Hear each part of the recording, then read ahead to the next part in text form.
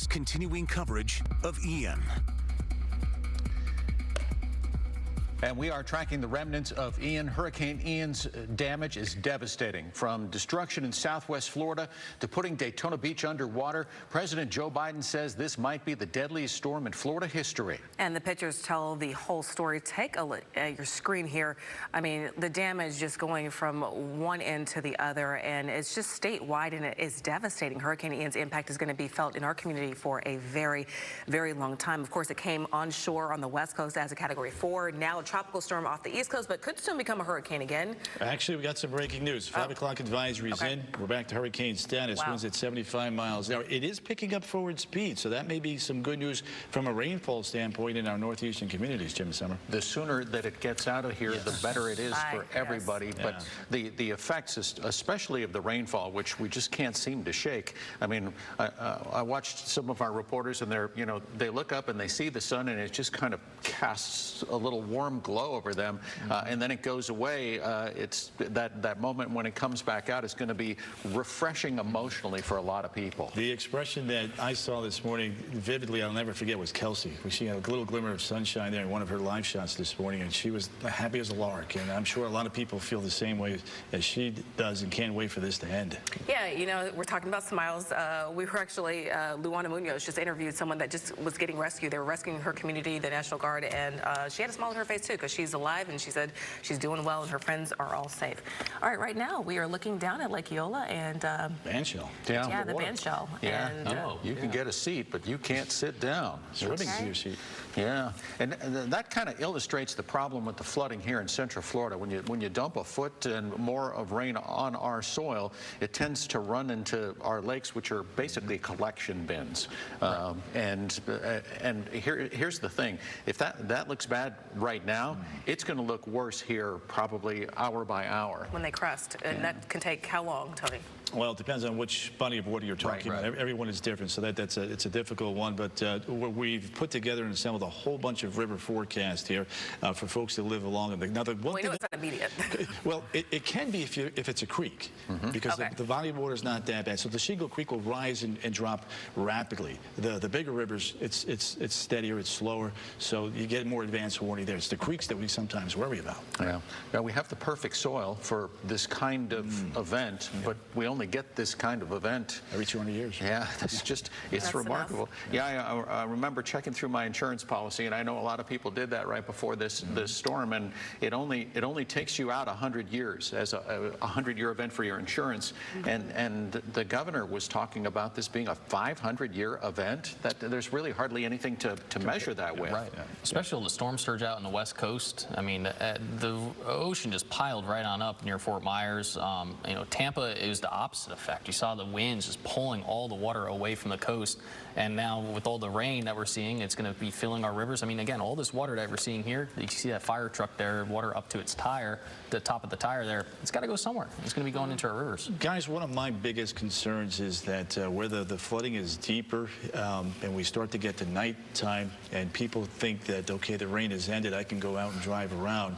That's not the message we want people to take. We want them, if they're in an area where it's normally flooded, stay in, give it a good full 24 hours to make sure that the community you live in, the water's is either receded or it's low enough that you're not going to get stuck in a vehicle in water and seize your engine or have another rescue like with Tony this morning. Or at least wait till daylight so you can see it. Yeah, exactly. Right. Yeah, some scenes from the Orla Vista neighborhood in Orange County, which, if you remember, during Irma, they were using those very same vehicles to get people out back then, and they're doing it again. And I guess the irony is there was a plan in place, there was money set aside to fix all that stuff, and it just, because of the way government works, it didn't happen, and people are angry, and you can feel for them. Yeah, rightfully so. I mean, I can understand that frustration. I remember being out in Irma, and it wasn't only that. I mean, you had these big, huge pine trees that were, I mean, sprawled everywhere. It was an incredible mess, and we're going to be out and about next couple of days. This story is far far from over with the flooding. Yeah, and so we're monitoring storm surge, wind speeds, rain totals, power outages, county by county. We've got you all covered. Tony, you want to go ahead and take it away? Yeah, I want to begin with the 5 o'clock advisory. Thanks for the conversation, guys. Good points there. Winds now at 75 miles an hour. It is speeding up, so that is the trend we would like to see. The pressure's about 986, and this will be a big problem, we do believe, for the Carolinas going forward. If you're just getting in, maybe we're doing some cleanup around the house or just working on some projects there, hurricane warnings remain in effect offshore of Flagler, Volusia, and on into Brevard County. Now, it takes a little bit of time once we get an advisory to see if there's any tweaks to the tropical storm warnings. We'll pour over that here over the next couple of minutes. As soon as we get that information, we will pass it along to you. Flood threat this evening, primarily confined to Flagler County, but we're still going to watch Daytona Beach down towards New Smyrna Beach. Flood watches are dwindling now. We just have Flagler, we have Volusia, and we have northern Brevard County. Flagler's also under that flood warning. This one is in effect now until 9 o'clock this evening. We think at that point, with Ian lifting up more towards the northeast at a little quicker pace, we're going to start to get into a better weather pattern. But not right now. Check this out. Palm Coast, Daytona Beach, New Smyrna Beach, recently 55-mile-an-hour winds, now starting to back down just a little bit. And through the interior, we are looking at 30 to 40-mile-an-hour winds. Some of these bands right here still producing some gustier winds. But overall, as Ian is pulling away, the winds are starting to relax slowly but surely from the southwest to the northeast up towards Titusville here. We've had some wind gusts in the range of about 55 miles an hour.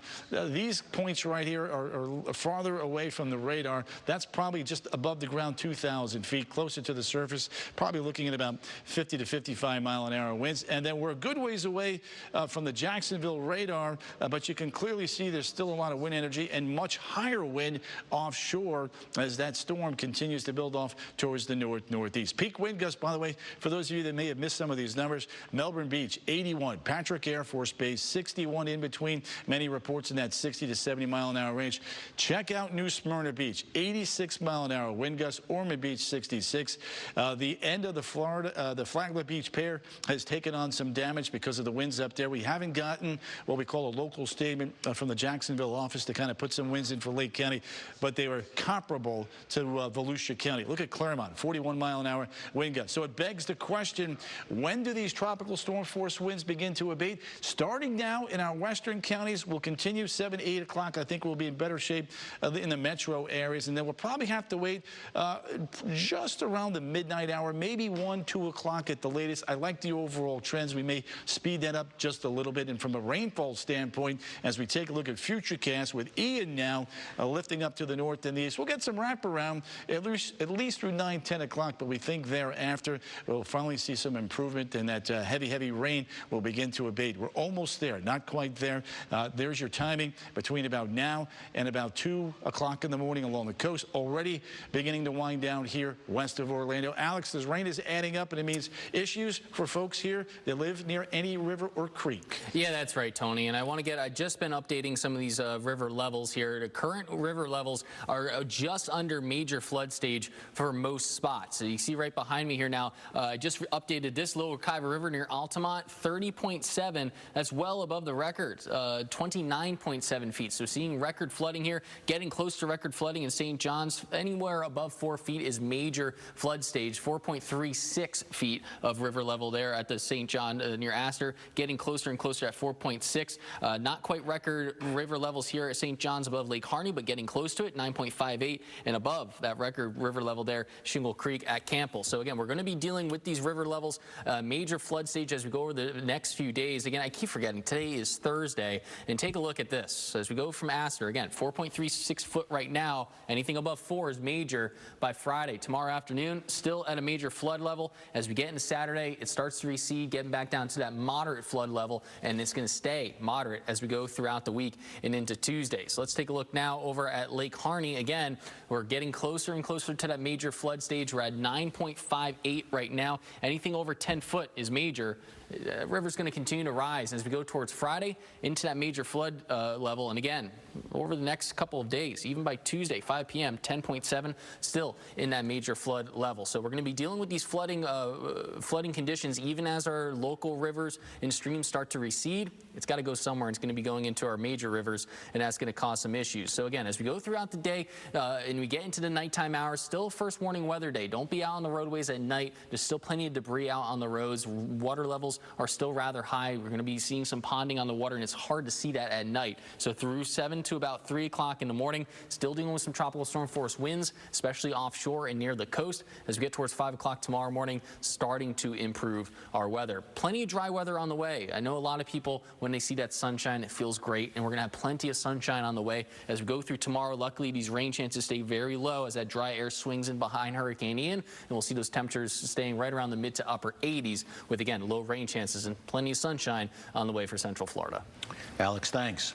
There really is water everywhere in Central Florida. It's just a remarkable sight, although we'll turn off the spigot here pretty soon, and eventually that water's going to flow to wherever it's going to flow, and usually the first stop is lakes and streams. It is. Right now we want to take you to Maitland. That's where Anika Hope joins us right now with more flooding. And Anika, this is pretty much what we were seeing. We saw Amanda Dukes not too far from you not long ago, and she was knee-deep in it at one point. Yeah, right behind me we have a pretty flooded parking lot, and we just saw some folks drive right through it, which is what you don't want to do, and it created a pretty big wake here. It's a little bit further than ankle deep here, and I was driving through Maitland earlier this morning, and what I want to point out is we have some down signs here, the metal here. This is something you wouldn't see if it's underneath the water here. That's something that when you're driving along, you just won't see when the water comes up so quickly. The streets here, it becomes really dry, and then all of a sudden you come upon things like this where the water is pretty deep. So that is something you have to be very, very careful of. And Lake Lily, that is very close to us. Maitland said that they actually had to rescue someone that was on in a gazebo, and they had to go out there and bring them in from a table. They were stranded out there, and the waters have really risen there as well. A little bit like this, but even more so. So here in Maitland, it seems like it's really dry in some areas, and then you go a little bit maybe over to another street, maybe just to another corner, and then it becomes really deep with these floodwaters. But we'll send it back to you guys for now. And Anika, can you see, is there a lake nearby, or maybe across the roadway there? Because you're on near Sandspur Road, aren't you? We are near Sandspur Road, yes. I can't see anything, nothing in eyesight at this point, so seems like there might be a retention ditch right over here. Okay, yeah, that makes sense. So she's in kind of the Lake Sibelia area, for those of you who live over there, and there are actually pretty good-sized lakes on either side of Maitland Boulevard, and this would be on the south side. But like we've been saying, it's just everywhere right now. Yeah, have you been seeing people walking by, or just mainly driving by? It looks, parking lot, but have people been out and about? Yeah, we have seen a couple of people walking by. I think the main thing, we saw some people doing some wakeboarding in this parking lot earlier, which is a little bit concerning, and so that's something, thankfully they moved along, and we're glad they're not out here still doing that. All right, well, hopefully they or someone they know saw you talking about that road sign that was underwater and might want to rethink that whole outboard activity. Absolutely. All right. Well, Anika, thank you so much, and we'll be checking back in with you throughout the evening and the night. Meanwhile, believe it or not, our local attractions will actually begin opening up tomorrow after experiencing flooding during Ian. We've just learned Walt Disney World Resort will resume theme park and Disney Springs operations in phases starting on Friday. Operation hours have not yet been announced, but as soon as we know, we'll let you know. Line workers are placing a switch to restore power in a neighborhood in Wildwood in Sumter County. And they are up there in the bucket truck. Duke Energy says they are working quickly and safely to repair lines, although in Central Florida, about anywhere from a half to 3/4 of Duke Energy customers right now are having power problems. And FPL, they were saying, it's not necessarily just about restoring, but they may have to rebuild part of their system. So it could be a while for a lot of people, depending upon who your provider is. So patience is key. Meanwhile, you're seeing Florida crews still working out on power lines. Thousands of residents actually in Brevard County, they're still without power as well. You can see video again of utility crews across the county helping restore power. We got crews coming in from all over the country as well. Florida Power and Light has been restoring power in between bands of severe weather, sending crews today to assess and repair downed power lines. FPL's restoration workforce throughout the state includes 21,000 workers, get this, from 30 different states. This is what we do. When the lights go out, we go to work. That's just what, that's what we do. If it's not an emergency, if we're in your area, we know you're out. We're trying to figure out why you're out. And remember to stay clear of standing water and downed power lines for obvious reasons. To report downed power lines, though, you can use the FPL mobile app or call 1-800-4-OUTAGE. One Central Florida county that is still under the gun right now is Volusia County, and starting last night and into today, folks there just can't seem to get a break from the wind and that pounding rain. Yeah, Gail Pascal-Brown, she hasn't been able to get a break either. I believe she's the one that's out in Volusia County for us right now. Now, viewers in Central Florida have been sending me pictures of flooding in New Smyrna Beach, and you're not going to believe or recognize some of these iconic places.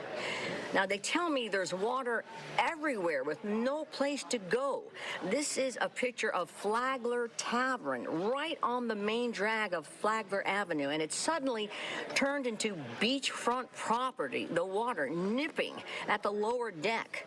Now, this is another image of downtown New Smyrna Beach looking like a swamp. Some of the quaint cottage homes they're known for, flooded. Now, this is video from the Spruce Creek Fly-In community in Port Orange. The viewer's pool in her backyard has been completely flooded by what was the golf course behind her house, the 16th hole to be exact. And no surprise that both these Volusia County viewers have no power. In the newsroom, Michelle Meredith, WESH 2 News.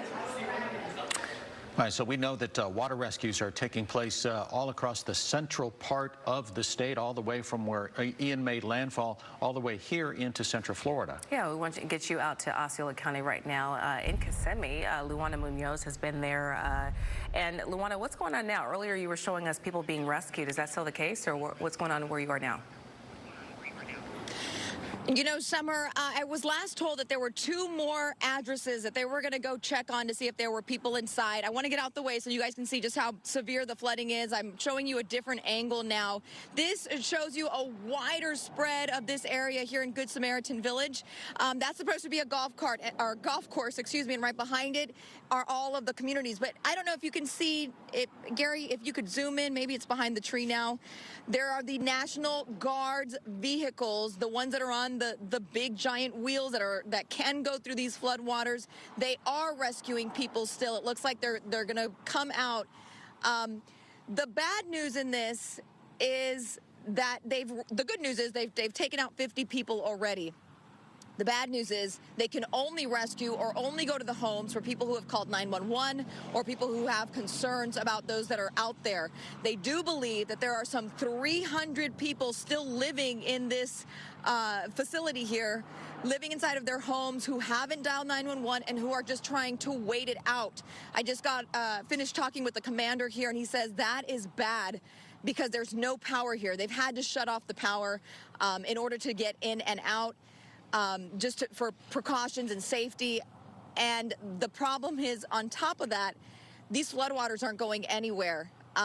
As you know, after you have a hurricane, something like this is all the runoff. It's going into the low-lying levels or areas, and it's just going to get worse and worse. It's going to rise, they say. So if people don't call in, if people don't say, hey, I need you to come out now and get me, they're just creating a greater problem for themselves. That's what the commander was saying, that they are here now trying to get out as many people as they possibly can. And, you know, later on down the road, it's going to become more and more difficult as their efforts are going to get spread thin in other areas. So once again, this is the Good Samaritan Village in Kissimmee. We know that it floods, but never, residents tell me they've never seen it like this. We're going to pan over here so you can see some of the rescue vehicles down there. You see that we've got Osceola County Sheriff's, Osceola Fire and Rescue. We have the Florida National Guard. Just near that fire truck over there, there was, I can't I can't see it still, but there was a coach bus, excuse me, busing people who needed to go to the shelter. They were going to take them to a safe location if they didn't have any friends or family to greet them.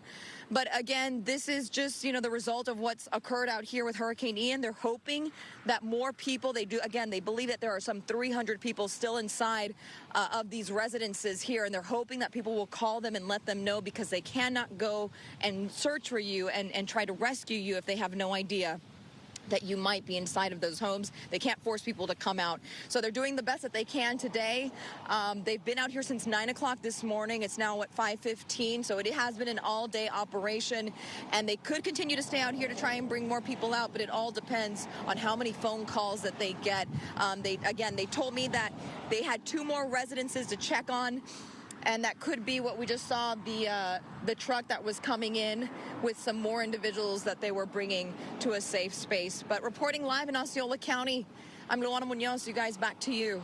Yeah, before you go real quick, Luana, we know that Good Samaritan Village is kind of sandwiched in between 2 big highways, Old Cheney and U.S. Highway 192, major roadway through Kissimmee, and there really isn't a lot of place for water to go in that neighborhood. And you talked about a little bit of the history there. They know about this. What do they tell you about flooding in the neighborhood in the past?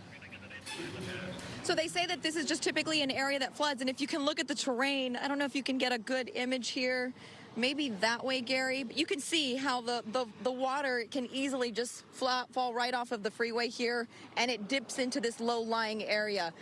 Again, the residents here and others say that, well, Good Samaritan Village typically does flood, but this is the worst that they have ever seen it. I mean, this is completely covered.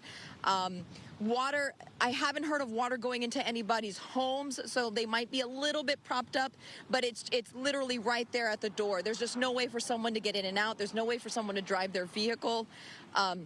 They're trapped inside of there unless someone goes in and actually physically rescues them. So again, they're just doing their best to get everyone out who wants to be rescued today. And they're hoping that more people will, again, call in and let them know, hey, we need your assistance, because they are here to help, and they want to stay as long as they possibly can, but they only had 2 more homes that they had to get to this evening, and that's for those who did call in. They want people to just be aware. There's down power lines everywhere, just to be aware of what the situation, and when there are rescue efforts like this going on, you have to take advantage of it when you can, because then they might be called to another location. So again, this is the Good Samaritan Village, and 50 people so far have been taken out and either reunited with their family members or they're heading to a shelter tonight. And what was their overall mood? Would you say they were shocked or more so relieved? Oh, yes. Are you kidding me? They came off of those trucks. And this is an elderly community as well. So a lot of them had oxygen tanks. Some of them needed medical assistance. They were beyond happy. They were smiling, actually, saying, I'm blessed. They said that they were able to make it through the night. They just heard all the wind and the howlings. One gentleman told me that he slept through all of it, and he didn't realize what he was surrounded by until he woke up the following morning, and his son was here waiting for him. He was obviously concerned, not knowing whether or not his dad was going to make it out safely, but it was nice to see that reunion, and it's nice to see, couples that were coming off. These are people in their 80s, their 90s, their 70s, and able to get out and make it safely. So it is quite a good sight to see. I guess the silver lining, again, I can't stress that enough, when you have a hurricane like this, the good news is that no one was severely injured and no deaths have been reported. Yeah, Back interesting. to you guys. Yeah, something that you said, we'll kind of pick up on it. There's a psychology involved in these situations, and if you live in a neighborhood and you know it floods from time to time and you hear that there's a hurricane, you just kind of go about your business. Right. But once the water gets where it is and you're trapped, and that's the key word, the whole psychology changes, and that's why we end up in these situations that we're in right now. Well, fortunately, we were prepared, and we have people right there willing and ready to go and help rescue. you. With the right equipment to do it. With the right equipment, that part. All right, I want to take you on another quick little tour around. I'm going to take you to Flagler County right now. The sheriff's office there sent us some pictures, and you're looking at them. Deputies strongly discourage residents from driving around today, and you can see why. I mean, just water everywhere. Trees are down, power lines are down, the roads are flooded. It is just dangerous to be out there. They say just stay inside. That's the best way for you to stay safe. It's one of those big vehicles that we were talking about. Look down at the Lake Eola band shell, and most of it, yeah, it's pretty much all underwater right here. This actually is not an unusual sight. This has happened before in some of the previous storms, and I guess the question I would have is, are people using the walking path? Can they still do that? Because the folks down at Lake Eola, they're used to their lifestyle and the park and the band shell and all that's involved down there. Yeah, it's a really big part of it. And the thing I remember about this, though, is you think that this will kind of drain away pretty quickly, and it doesn't. It stays around for a really long time. It's incredible, too, because it's so far inland. You may not think like we'd see this in downtown Orlando, right? You know, because it comes on the West Coast Category 4, and now the East Coast is Category 1, and still we're seeing this in downtown in the middle of the state. You know, it's remarkable to see. We're actually going to have a live report coming up at 5:30 from Amanda Dukes, so she'll be there, and she'll give us a look from the ground. All right. Now we'll go to Christina Watkins, who's reporting in the Lincoln Heights neighborhood. And Christina, give us the rundown on what's happening there. Well, Jim, what's happening right now is a lot of flooding. The rain is off and on. It's cold. It's really cold. And the scary part about what we're seeing here, Jim, in the Lincoln Heights neighborhood is drivers, some of them going very fast down these flooded roads. Let's take a look here. Our photographer Hudson is showing you. So right now in this intersection, this is West 20th Street and Airport Boulevard. Right here at this intersection is fine, right? A little ways down the road, it starts to get deep. But where it gets even deeper, we can pan around this way, is right down this road. And there is a car coming at this very second. Seminole County Sheriff's Office is asking you to stay home if you can. They do not want you driving down these flooded roads because not only is it dangerous for you, but it's also potentially detrimental to your neighbors. You see these waves that are washing up as you go down these roads? It can push up into people's driveways, maybe push up into their homes. If there's a car parked on the side of the road, it can get into their car. And that leads to even more expenses, costly expenses to fix any potential water damage that may come, not necessarily from the storm, but by somebody who is driving down these roads. And that is against what emergency leaders are encouraging you to do. Obviously, if you have to get out, if you are essential personnel and you have to go out and about to fulfill your duties, drive safely, do so carefully, but it is not recommended that you get out right now. This is historic flooding, guys, what we are seeing. We're seeing down power lines like this right here, and it's very difficult to actually witness this even from our own two eyes. We are in safe proximity from it, but within close enough to be able to see it clearly, and it's still hard to notice. That's why when you're out and about driving, that's why they don't want you to do that, really. They don't want you to be out, because if I can't even see it from my naked eye, look at this. Driving right underneath the, oh, good job. Or am I speaking too soon? Spoke too soon. They hesitated, waited, thought about it, and kept going. That is scary. You can see the power line is tried to be labeled here with an orange ribbon and a white ribbon here, trying to identify that this power line is here, but it's still difficult and still challenging to see. Let's take a look here at more cars driving down the road. Earlier today, we saw the National Guard. They are driving around Seminole County, different neighborhoods here, trying to assess damage and really trying to see who still needs to be rescued at this point in time. We know this historic flooding so far. Let me tell you, there are so many homes impacted by this, so many, more than 1,000 at this point in time, all across Seminole County. And there is a lot of debris. There's a lot of work crews are going to have to do. About 1 million cubic yards so far of debris. That's how much they estimate that they're going to have to collect between now and who knows how long. So they really ask you to be patient, give them some time, stay inside right now, because the rain is continuing here, and this historic flooding we are seeing in the Lincoln Heights neighborhood, it is just devastating, and it's really hard for a lot of homeowners to know what they're going to have to go through to pick up these pieces. Jim? All right, Christina, actually, I have a question. I mean, this is the second time we've seen a driver go underneath the power line. One, can you tell? Can they see it? And then what? Can you see like the expression on their face? We didn't see it last time, but like even this person behind Actually, you. That's the car. Oh, that's okay. the one. Yeah. Well, that's the same car. That's the same exact car that went through. They, they just look like they're minding their own business, taking a joyride. And why? I don't know. No, it's not. I don't want to assume, but we are now just trying to signal people to slow down. And when we do that, they're really grateful for us letting them know that, hey, this is the down power line over here. The water gets a little bit deep over here, but look at the waves that are splashing up. It appears that these are just people who live in this neighborhood who are coming through the neighborhood. But again, I don't want to assume that they are not essential personnel, but for somebody to go straight through it, I can tell you, I did see essential personnel out here earlier. The Seminole County Sheriff's Office, they themselves got to the power line and turned around. I posted that video on my Twitter page. So if they are turning around, you should too. Even if you are essential personnel, it's not safe for you to go under a down power line, regardless of your reason of being out and about. Jim, Summer? Yeah, and based on how the neighborhood is laid out there, you can go plowing through a street like that with that much water. You could send that water into somebody's house, and that's going to start something that's going to end really badly. I did want to ask you, Christina, you're born and raised in Central Florida. Have you ever seen anything like this? Never.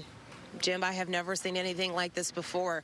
I spent the last 4 years working in New Orleans, Southeast Louisiana. Shout out to now half of my heart, of course. My heart is always here in Central Florida, but that was really the first time I witnessed traumatic flooding. Last year, Southeast Louisiana and the Gulf Coast went through Hurricane Ida. Now here we are in Central Florida, back in my hometown, dealing with historic floodings. So many people who are devastated and don't really know what to do because our infrastructure is built to take on a lot of water and it reacts very well. We are seeing some of the water go down quickly. However, when you get that much rain and that amount of time, which we've seen over the last several hours and we'll continue to see here in Seminole County, nothing you do will be able to handle that. And that is why this is just really difficult to see as I look around and I see people out and about trying to survey their own damage.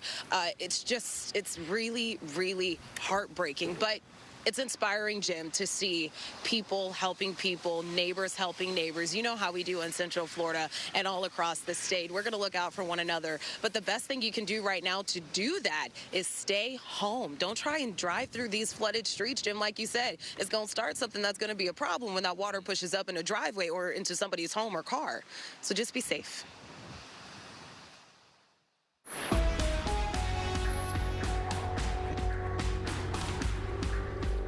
Yeah, I was just saying that Christina could give tutorials on what not to do in Central Florida right now based on what we have seen happen behind her. Very cringeworthy. Yeah, absolutely. So what's left of Ian off the coast, still having an impact on Central Florida? Yes. Yep. And it's a hurricane, right? Yeah, exactly. That's 5 o'clock advisory. I was going to say that's the big point we want to make here. And it's not letting up yet along the coast, especially in Flagler and Volusia counties there. There's the path. If there's any good news with the 5 o'clock advisory, it's the forward speed is once again picking back up, and the pressure's about 986, and the winds, as you can see, are going up. Now, that means that there are hurricane warnings now for coastal Carolinas, but for us, over the next couple of hours through about 8, 9 o'clock through the interior, the winds start to come back down. As we get through the overnight, the conditions will improve along the coast, and then cleanup will begin in earnest beginning tomorrow. Yeah, you want people to wait. You want them to go out now. As messy as it is, and I noticed today, just coming into the station from not being too far away, there's a kind of an overall shredded nature to the landscape right now. You guys probably saw it. We all probably saw it. Branches all over. Yeah, unique to this storm, I think. I think I've gotten about 12 videos from neighbors in my community, and a couple of them were using canoes to get in and around because the water was that high, but no trees were down. I lost a couple of solar panels, but other than that, my house is still standing. Yeah, so I'm grateful. It's good stuff. All right, let's get to it, Connie. Yeah, all right, let's take a look now at the update, the 5 o'clock advisory. As we just mentioned, things are getting a little bit more feisty with Ian, who's continuing now to lift up to the north. In case you missed it, the advisories have not changed through the interior. That's the big takeaway here, and that's why we want you to still hunker down. Along the coast, we have hurricane warnings offshore. Again, obviously, boaters are not going to be out in this type of weather. weather. That would not be very wise. We take a look at the flood threat tonight. Mainly Flagler County, but we're still getting a couple of pretty good bands here into Volusia County, northern Brevard County. We do have a flood watch through Friday morning here. Again, the flood warning till 9 o'clock tonight up here in coastal Flagler County from Marineland back towards Palm Coast.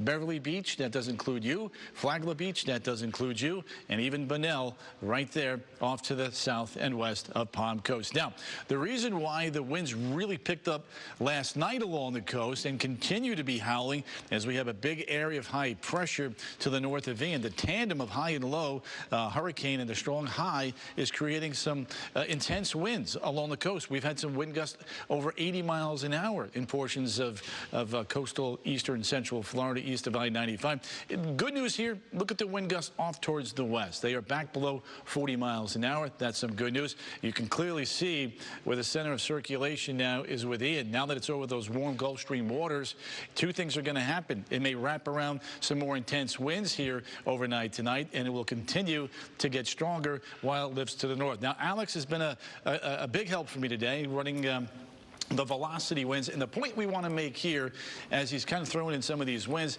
is that they're still very strong. Might not be 75 miles an hour, but it's probably going to be in the 50 to 55, maybe 60 mile an hour range. Remember, we're shooting this from Melbourne, so it's kind of an elevated estimate of the winds, but down at the surface, they'll be just a little bit lower. And then as we work our way up towards Palm Coast, this is the Jacksonville radar. Also, a good ways to the north is the radar. So we take these numbers and we kind of estimate, bring them down just a little bit, and you're coming up with some numbers in that 45 to 55 mile an hour range right there in that flood advised, flood warned area. Peak wind gusts since midnight at the airport, 61, 67 back towards Daytona Beach. And there are many weather flow sites in between away from the airports that were certainly a lot higher. But today's rainfall is the highest on record, a 200-year flood type of rainfall. Now, the winds, you want to know when that's going to relax. That's going to be late tonight and tomorrow along the coast, and then from there things will begin to improve. Friday getting back to normal, and Alex, looking like a pretty good day as the storm system moves to the north and east away from us. Yeah, that's right. You know, finally we're going to be seeing more sunshine as we go through the day. I have the 7-day forecast in just a moment. We're also going to be dealing with just nice dry conditions. So on the backside of the system, we're going to have some chance for some of our river levels to start to drain as we go towards the end of the week. I want to take a look at some of these rain totals. Again, here you can see a lot of this purple and the white here. This is all between about 10 to 15 inches of rain falling within about a 24 to 36 hour period. Again, that is why we have such flooding out there. Luckily, up towards the north and the west, those rain totals were quite significantly less. You go from 10 inches of rain there in northeastern Lake County. You just go over towards the west near the villages in Leesburg, down to about 7 inches of rain up near Ocala to about 3 to 5 inches. And again, all this rain has to go somewhere, and it's going to be entering into our river systems. And as we take a look at the river forecast here, flood right now, or it's up to 4.36 feet right now, expected to continue to increase as we go through the day tomorrow up to 4.4, which would be in that major flood zone. As we go through Saturday, Sunday, Monday, Tuesday, still in the moderate flooding. I want to take a look at one more area here. This is above Lake Harney. Above 10 feet is major. We're already getting close to that major flood stage. Friday, Saturday, Sunday, Monday, all the way to Tuesday, still in that major flood stage. But again, as we go into the end of next week, we start to see that drier air moving on in. Guys. All right, Alex, thank you. And we continue to have a team of reporters spread out across Central Florida. And basically what we're trying to do is show you the damage so that you don't have to actually physically go out. So earlier, Amanda Dukes, she hitched a ride through some knee-deep water at an extended stay hotel that had to be evacuated, or some people evacuated. And now I hear she's hanging out with some swans, Jim. Yeah, that's right. Amanda, you go from one calamity downtown, the traffic signal that was on the ground, still working, and now you're at Lake Eola and you have some new pals. I do have some new friends. You know, Jim, now that the weather's cleared, it would actually be nice to come here and just see Lake Eola, with one big exception. Check this out. This bench I am sitting on, the water is coming just up beneath it. Lake Eola very much overflowed its banks last night. I think everybody in Central Florida is very familiar with Lake Eola. It's often referred to as the jewel of downtown Orlando. And because of all that rain from Hurricane Ian, it has overflowed its banks. And if we can, you're looking at some of our duck friends here who've been thinking we have food, and unfortunately we don't. But James, let's show him where we are standing right here. I'm going to kick around a little. This is normally the Lake Eola walkway where you would walk, and this is covered in quite a bit of water. And then you've got the, just to trying to orient you, you've got the fountain out there, and then over to our right here, that is where you would normally get on the swan boats. It looks like they removed the swan boats prior to the storm, but that whole area, including the little restaurant here, the Relax Grill, underwater today. So hopefully once this dries out, it's just a matter of cleaning up and not any damage. But, you know, I've been reporting in Orlando for 25 years now, covered a lot of hurricanes, and I have never seen this flooding at Lake Eola. I have never seen the water come up this far to the point that the whole sidewalk is covered. And, you know, earlier today, Robinson Street, which runs alongside the north side of Lake Eola, was completely underwater, and police still have it blocked off at Roslyn and down at Eola. You can't get through because there's still enough ponding water on Robinson that they don't want people driving through there, but it's improved a lot since this morning. But yeah, it's pretty unusual to see you've got ducks swimming where people are normally sitting on picnic blankets. If you've ever been here for the 4th of July, that's the grassy area where, you know, tens of thousands of people set up to watch the fireworks, and now it's pretty much become a duck pond. And lots of people are coming out to check this out. I know it's been, you know, on social media, so a lot of people are coming to take pictures and just see it for themselves. I will tell you, we did hear that earlier today, when the weather was still bad, 2 people were swimming in the lake. That is very illegal. You could get in serious trouble for it. And there's a lot of reasons for that. It's dangerous. I believe the ordinance says that you're not supposed to swim in any city lake unless it's posted for swimming. This lake is not posted for swimming. There's all kinds of hazards. So, yeah. If anybody got any ideas from what they saw this morning, it's probably not a good idea to do that. But hopefully these floodwaters will recede soon. So many people love to walk around here, jog around here. I didn't have a chance to check if there's any events coming up at the band shell. But yeah, we got a lot of people walking over there. So kind of a mess at Lake Eola. Reporting live in downtown Orlando, Amanda Dukes. Back to you guys. It's hard to tell where to even walk. I mean, that's where people go to walk and run, and you see people over there, they're just kind of looking around because, yeah, the sidewalk is, you can't see it. And, yeah, hopefully they're going to be safe because you never know what's underneath the water either. So, anyway. Yeah, Amanda, I mean, we're only up to our shins, and we've got these good boots on. But, you know, you make a good point, Summer. It's probably not too smart for a lot of people to start walking through this water, and I'm sure the park rangers don't want that.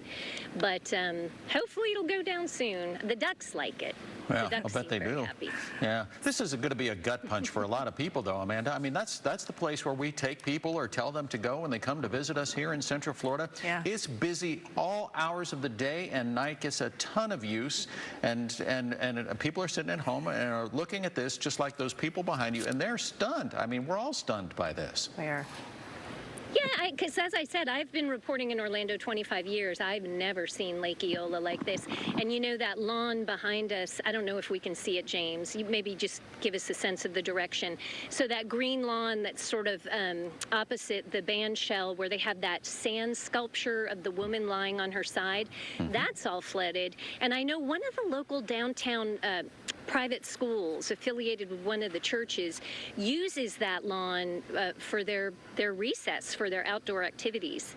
So hopefully the floodwaters will recede pretty soon. But yeah, you make a good point, Jim. This is what people think of when they think of Orlando. So to see this flooded definitely you know, drives the point home of just how much rain we got. I mean, I know our meteorologists have been saying that it was the wettest day in Orlando history yesterday since they've been keeping records. And this is a pretty good representation of it, seeing Lake Eola way up over its banks. All right, Amanda Dukes, thank you. You know, you're a pro, and she's in covering this one. She says, yeah, it's only ankle deep right here. Yeah, so not so it's bad. nothing. Knows right where the path is, too. Yeah, you can tell she's been around there a time or two. So let's go back out to the coast.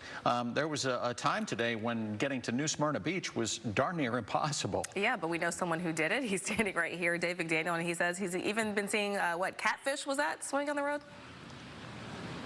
Yeah, at the last stop we had there, actually the stop before last, there was a catfish that was in the middle of the shoulder along State Road 44. We coaxed it into the ditch, so hopefully it can go to safer ground. Now, you know, there are places in the United States where actually ferry boat systems are part of the highway system. You take the highway to a spot, you get on a ferry, you go to the other side, and you continue on in Europe as well. Well, State Road 44 just may be needing that because look at all of the water. We have moved significantly east from where we were in our last location, which all locations were in the city of New Smyrna Beach. You can see now as people are plowing through, they are heading toward the bridge that goes over the intercoastal and over to the beach side. Water is several inches deep that keep going on through. You can see here, now here's a gentleman that just pulled over. I don't know exactly what the issue is with him.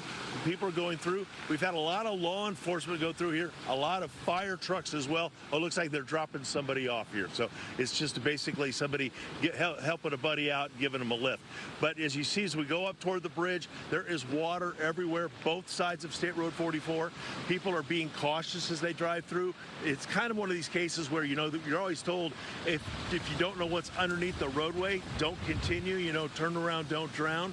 But I think it's one of these cases where people are seeing other people going through. They're taking a measure of how deep the water is and deciding whether or not they have the right type of vehicle to continue on. There you've got another pickup truck that's going on through. It is just remarkable how much water we have here. Hey there, how are you? Yeah, do you live back here? Wait, that fella there's going to pick me up and take me home. What do you think of all this water? It's just crazy.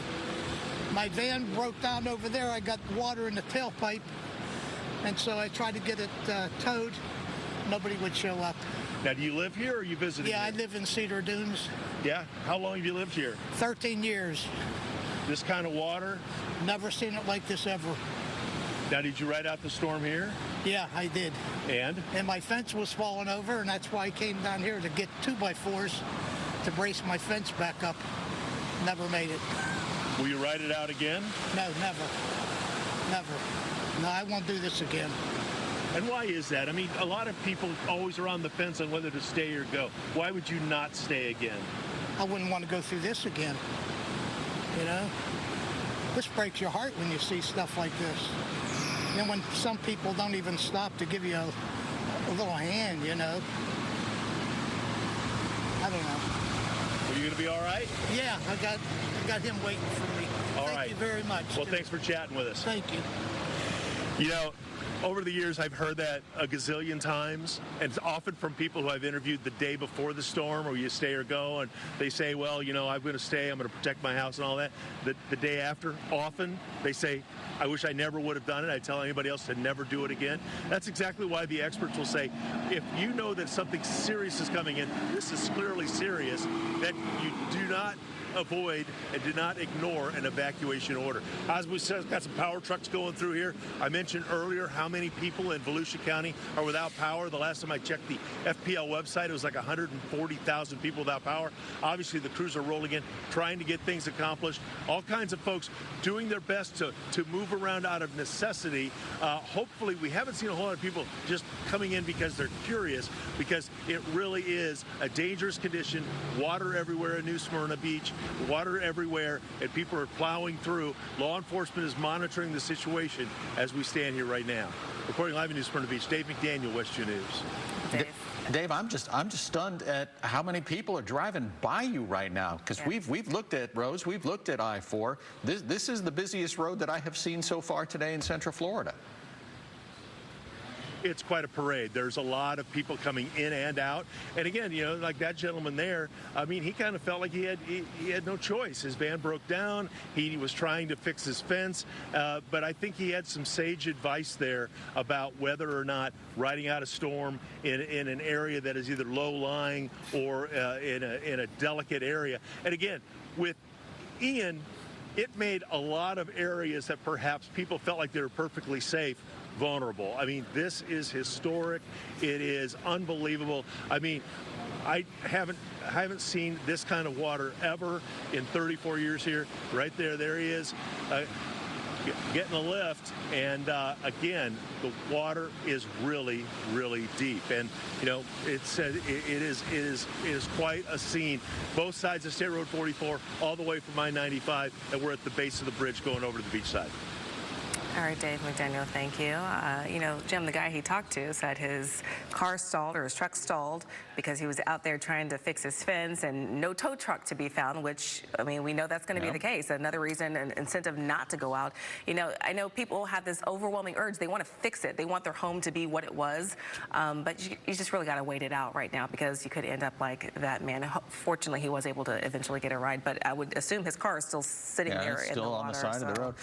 I felt bad for him when he looked into the camera with that forlorn look and said nobody would stop and help me, and that kind of stung a little bit because we're known for helping people here in Central Florida, so we just need to kind of refocus and get back on our game. Yeah. All right. Well, want to switch gears now and take you back out to Maitland.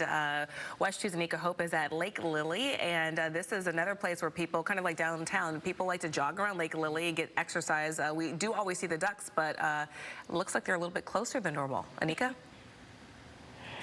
Yes, they are. I actually love to come to this park myself, and I have never seen it quite like this. It is completely flooded. Normally you can walk along right here, and this is all the way flooded, all the way around. And yes, these ducks are swimming right underneath the picnic table where you would normally sit. They're swimming all around the trash cans because the water has come up this far. We saw some people walking around in this earlier, which is something you don't want to do. But normally you can walk out here, look a little bit into the lake. This is normally a lake right over here. It's obviously come up much, much further. We'll bring you a little bit further over here. This wooden walkway right there, that is a walkway you can normally come across and look out at the water. It is completely submerged right now, and that's something I was driving along this morning and noticed and just was shocked and did a double take. And I'll bring you a little bit further over here. They have a gondola across the lake here. It's a very popular spot for a gazebo, excuse me, thank you. And that's a very popular spot for events and baby showers, that sort of thing. And earlier today, that is where Maitland police, I believe, they actually rescued a woman who was stranded out there, and they had to bring her in because she was completely surrounded by all of this water. But we've seen lots of folks walking around just taking a look at everything, and all of this water is just completely keeps coming up. There's some playgrounds nearby that are also completely submerged, so definitely not a place to walk all the way around right now. Gotta wonder, do you know how she got stuck out there at the gazebo, Anika? I believe she was trying to find some shelter, and it turned out all the water came up while she was sitting there, so. Yikes. Yeah, that's tough. That's tough being outside during a hurricane like that. Absolutely. That's why they're telling people to stay inside. All right, Anika, thank you so very much for that report. And we're going to continue to just kind of bounce around Central Florida, or the state of Florida, actually, as we see this damage. And, you know, it's kind of counterintuitive. You think that, okay, the storm is gone, it's off the coast, but it's now strengthened into a hurricane again. And we're seeing a lot of the flood threats still just throughout our state. Yeah, we don't have to go far to find scenes like we just saw. Actually, Lake Lily's not far from where we are. It's right down the road. And downtown. This is playing out in neighborhoods all across Central Florida right now. And, you know, Tony, hopefully we've turned the spigot off for most people. And this water, wherever it's got to go, will eventually get there. And then, man, do we have a cleanup ahead of us. But let's just kind of accentuate the point you made about the rain. We came in wet. We had 5.39 inches of rain today, Jim, in one day. And the normal monthly September rainfall is almost 6.5 inches of rain. For the month of September, we've had 22.42 inches of rain, most of that occurring here over the last 48 hours. And so that's why we got these issues. No matter where you're looking, no matter where you live, you know that there are water issues around. So we can't stress this enough. Just it's not a night to be driving around, especially after dark with all the rain.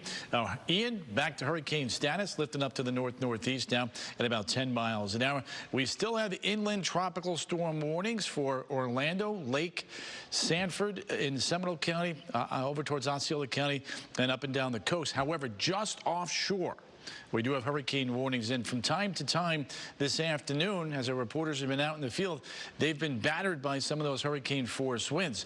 The other thing that we've been continuing to hone in on is the flood threat. And we're still watching this here on into Flagler County. In fact, not only do we have flood watches for Volusia and northern Brevard County, we have a flood warning. It's a little bit more serious, step up from the watches, of course. Marineland, Palm Coast, Beverly Beach, over towards Flagler Beach and Bunnell. You can see here we have flood warnings in effect through 9 o'clock tonight. Now, the byproduct of a front in the Ohio Valley and a storm, in this case a hurricane, you get the two of them and you get that funneling effect in between. The air is being forced towards the coast. That's why we've been talking about storm surge. We've been talking about the river's backing up with the air coming in the opposite direction, and we are still dealing here with tropical storm force winds along the coast. A little bit of a tick down here finally from Orlando off towards the west, back towards Bushnell, the Villages, up towards Ocala and Denellen. You can see the center of our storm now lifting up to the northeast.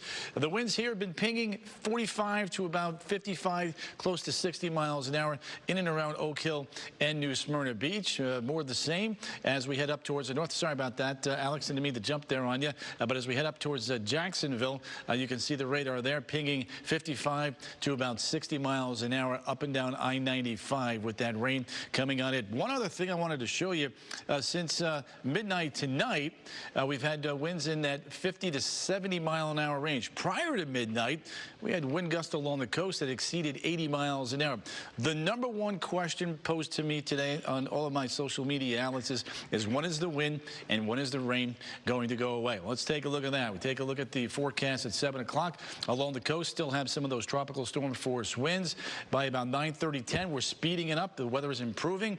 You can see tropical storm gust along the coast, but overall, a steady diet of about 30 to 40 mile an hour winds, and all of that energy with Ian is lifting up to the north and the east. The good news is the models have sped up the arrival of those decreasing winds as Ian has moved a little bit more quickly to the north and the east. Let's take a look now at Futurecast here, and you can see as Ian pulls away, the back edge of the rains along the coast. But again, as Ian is speeding on up, the core of the heaviest rains getting offshore before midnight. So we're going to tweak that graphic that we made earlier about when things are going to be ending based on the afternoon model runs that are now beginning to come into Central Florida. So we're going to speed this up. We're going to go from about 10 o'clock to midnight. It's already happening here, and we'll put in this corridor right now through about 6 o'clock in the evening. So just a minor adjustment based on the things we've been seeing. Outside, it is a messy day. Alex, the rain is still coming down big time, and that is leading to all sorts of problems as we've been showing our viewers around Central Florida. Yeah, that's right. I mean, here's a live look over at there at World Center Drive. You know, the rain is still coming down in spots, but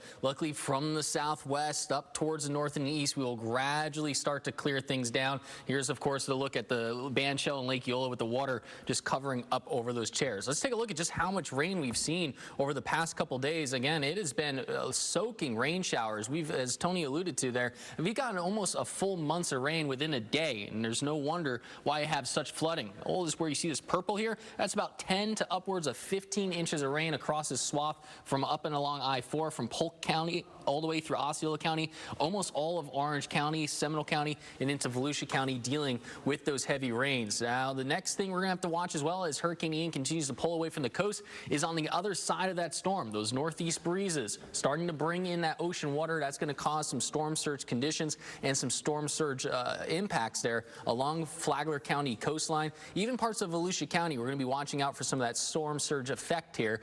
And remember, remember, all of our rivers, they have to drain somewhere, and they drain out into our oceans. As the ocean keeps piling up along the coastline across the shore, that water in the river doesn't really have anywhere to go. So we're going to be watching out for 1 to 3 foot storm surge there, 3 to 6 in some spots. Astor is where we're going to be keeping a very close eye on. River near Astor, it floods during our normal summertime storms. And again, we've gotten lots of rain, upwards of about 10 inches of rain around the river levels in Astor. So let's take a look at the current river levels right now. It just keeps updating about every 5 minutes or so. 30.7 inches of rain. Little Wekiva River near Altamont, that's well above the record of 29.7. We're getting closer and closer to the record level there in Astor. St. John's above Lake Harney, getting closer and closer to that record as well. And look at Shingle Creek at Campbell. Now above that record, 62.9, beating that record of 62.3. So when will the rivers actually begin to subside is going to take time. Again, the rivers take a lot longer to drain than your neighborhood does, and we're going to be dealing with the major flood stage through Friday. As we go this again, St. John's River at Astor, Saturday, Sunday, Monday, and Tuesday, still dealing with the moderate flooding. Over at just north of Lake Harney, even worse with the flooding. We're already almost to that major flood stage. Flood stage here is 10 feet. We're going to be above that 10-foot mark as we continue throughout the day or throughout the week into at least Tuesday. One look at the 7-day forecast. Better weather is on the way. We are going to start to dry out. That dry air will move in behind Hurricane Ian, and as we go throughout the week, very low rain chances, thankfully, as we go through Tuesday, Wednesday, and Thursday. Still about a 10 to 20% coverage of rain, so we'll have some time for those river levels to start to relax and go back down. Guys. From WESH 2, this is continuing coverage of Ian. The amount of water that's been rising and will likely continue to rise today, even as the storm is passing, is basically a 500-year flood event. I wasn't expecting this. Irma came up to about halfway of my property. This time it's like, holy mackerel. From coast to coast, the destruction from the Hurricane Ian is devastating. It is. This video is showing some of the damage in Fort Myers as the storm moves away from Florida. It is widespread power outages and major flooding that people are now dealing with. We have our team of reporters spread out all across Central Florida, getting the latest look at the conditions. First, want to start with WESH 2's Christina Watkins, who's in Seminole County in the Lincoln Heights neighborhood. Christina? Good evening, Jim and Summer. We've been out here for the last several hours giving you a look at some of the historic flooding so many homeowners have to deal with here in Sanford and in the Lincoln Heights neighborhood. You were taking a look at some of the standing water along Airport Boulevard and West 20th Street. We're seeing drivers out and about going through these flooded roads, but that is so dangerous, guys. If you can stay home, please do so. This historic flooding that you are seeing right now all across Seminole County, not just here in Sanford. We've seen it in Altamont Springs, Winter Springs, Wekiva, really all over the county. It impacted more than 1,000 homes. That is according to county leaders, and they are expecting even more people to be affected by this as they go around the county and assess damage. Taking a look over here, if I can have my photographer Hudson show you what else we're seeing in this corner. We're seeing a lot of downed power. And this is really scary because, number one, you don't know if it's live. Number two, it's really hard to see. It's hard for us to see, and we're pretty close. We're at a safe distance, but still close by. It's difficult for us to see from where we're standing, and even harder if you are in a car. But it looks like somebody is trying to make their way underneath it a little ways down the road, and that is not recommended. We saw the sheriff's office out here not too long ago. They even got up to this point right where this car is, and they turned around. They said, oh, no, this is scary. And that is exactly what you're supposed to do. Shout out to this driver heeding to those warnings right now and doing just that. Another warning the sheriff's office really wants you to listen to right now, if we can turn the other way and get you back to the street flooding. They really want you to pay attention to the standing water on these roads. More people are starting to go out and about across Seminole County. The sheriff says they know businesses are starting to open again. But when you are driving, that you are not supposed to do, speed. And here's why. Take a listen to what the sheriff said. There is a no-wake ordinance in Seminole County, which means you will slow your vehicle down so you're not splashing waves everywhere else. Again, not only is that helpful to people who have water damage at their homes, but it's also helpful to your car because it's damaging not only to your vehicle, but it's easy to lose control of the vehicle when you do that. Yeah, it really is. We were sitting in the car, and had we had the windows down, there was a truck that just came flying by. It was almost like we went through a car wash. I'm not even exaggerating. Speeding and going that quickly can be so dangerous for you and really just downright inconsiderate for the homes that are along these streets, the cars that may be parked here, and just even more stress for people who are in already stressful situations. I want to mention there is a lot of debris across Seminole County. County leaders, of course, recognize that. So far, they estimate there is 1 million cubic yards of debris. It's going to take some time to pick all of that up, so they just ask you to be patient. If you want them to assess some of your damage, look at some of the things and the conditions you may be dealing with, you can report any of your pictures directly to prepareseminole.org. It is accessible for your mobile device. It can work on your computer, but of course they understand many of you still don't have power. So go to prepareseminole.org, let county leaders know what you're seeing, and they will get to you as quickly as they can. Reporting live in Stamford, Christina Watkins. Summer, Jim, back to you. All right, Christina, thanks so much. We've been getting a pretty good ground's eye view of things that are happening across Central Florida, but there's nothing like seeing things from the air. Yeah, we've got a bird's eye view. Pat Gribben joins us now with a look.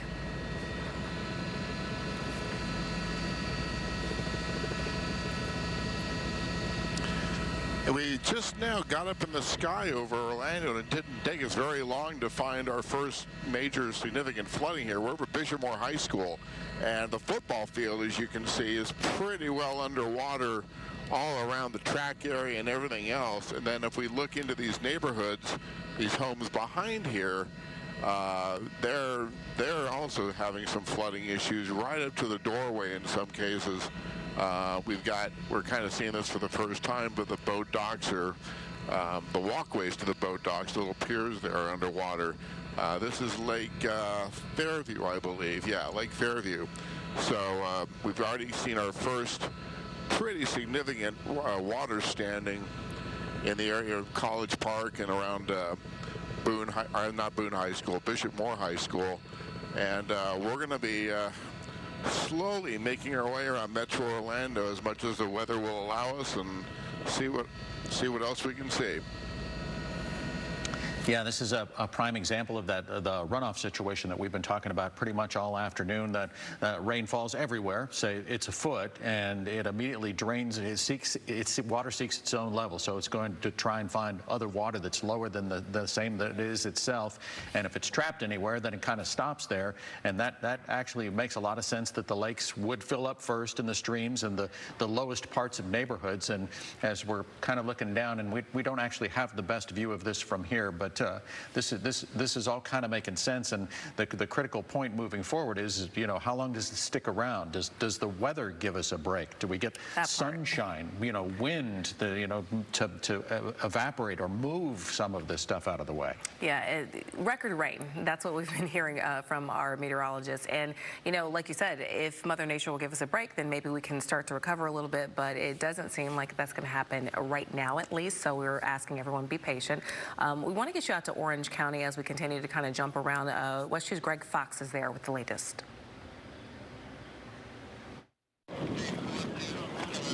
Orlando firefighters proved to be the answer to prayers from 36 residents of this apartment community at Ventura Country Club. These are angels. Angels sent from above. These are amazing people, and I'm so grateful for them.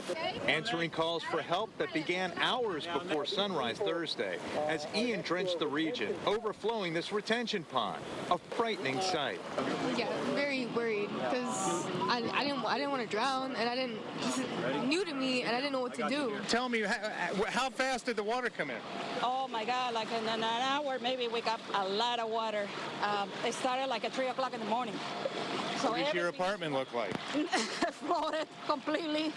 To give themselves another access point to get into the apartment complex and also to get some of the standing water out and away from those homes, firefighters made a break in this part of the cinder block wall as well. And take a look past me there. You can see how deep the water is on those vehicles, and then of course pushing into the first floor of those apartment units. Anicia Sierra and her mother Malvina were glad to be rescued and placed on buses with others to local shelters in the middle of what firefighters described as an epic flooding problem. You know, this is not normal to have this type of flooding here, so that's why it's immediately That's why it's really a lot of more personnel coming in, more resources are coming in. I can't come up about it right now. It's too frustrating. Yeah.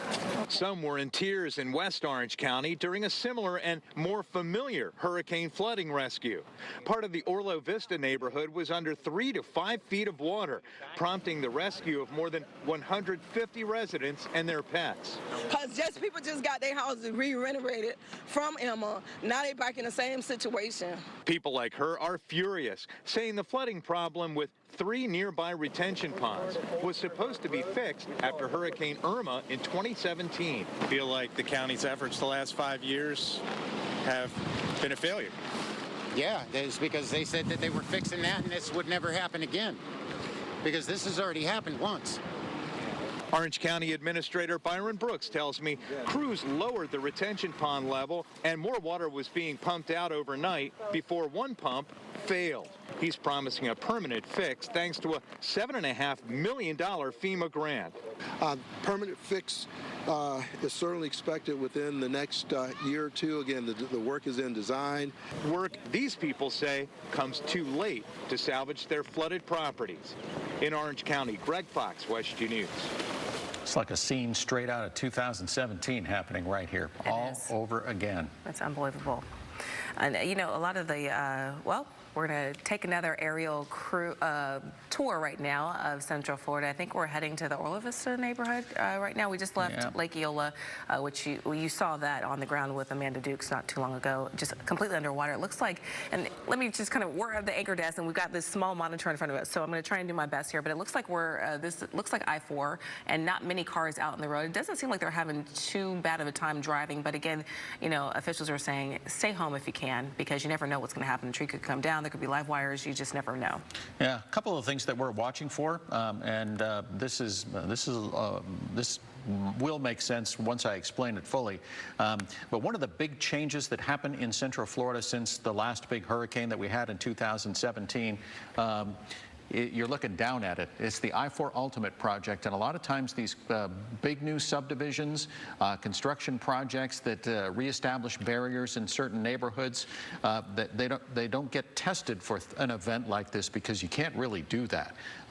And so one of the things that we wanted to do was check on some of these neighborhoods that are on either side of the new I-4 Ultimate project and see if that construction has affected drainage and where water is going. And we actually haven't had time to do that very much today. And then one of the other things that we wanted to do was we have a lot of new neighborhoods. I mean, just the construction that I see happening in my neighborhood every day is absolutely off the charts. And it does change the way the landscape flows and looks and is populated and all that other stuff. So these are things that we are looking forward to doing. But right now, we're just taking advantage of finally some decent weather. We've had the chopper ready to go. We just haven't been able to get it up in the air, and now we're kind of focusing down on neighborhoods that we knew have had some problems, and it looks like we are on top of it right now. Yeah, I think we had planned to fly to the Orlo Vista neighborhood, which we've talked about extensively today. And it looks like we are getting close, if not there already. A lot of these low-lying areas, you know, they're prone to flooding. So the people that live here, they've been through this before. They know the routine.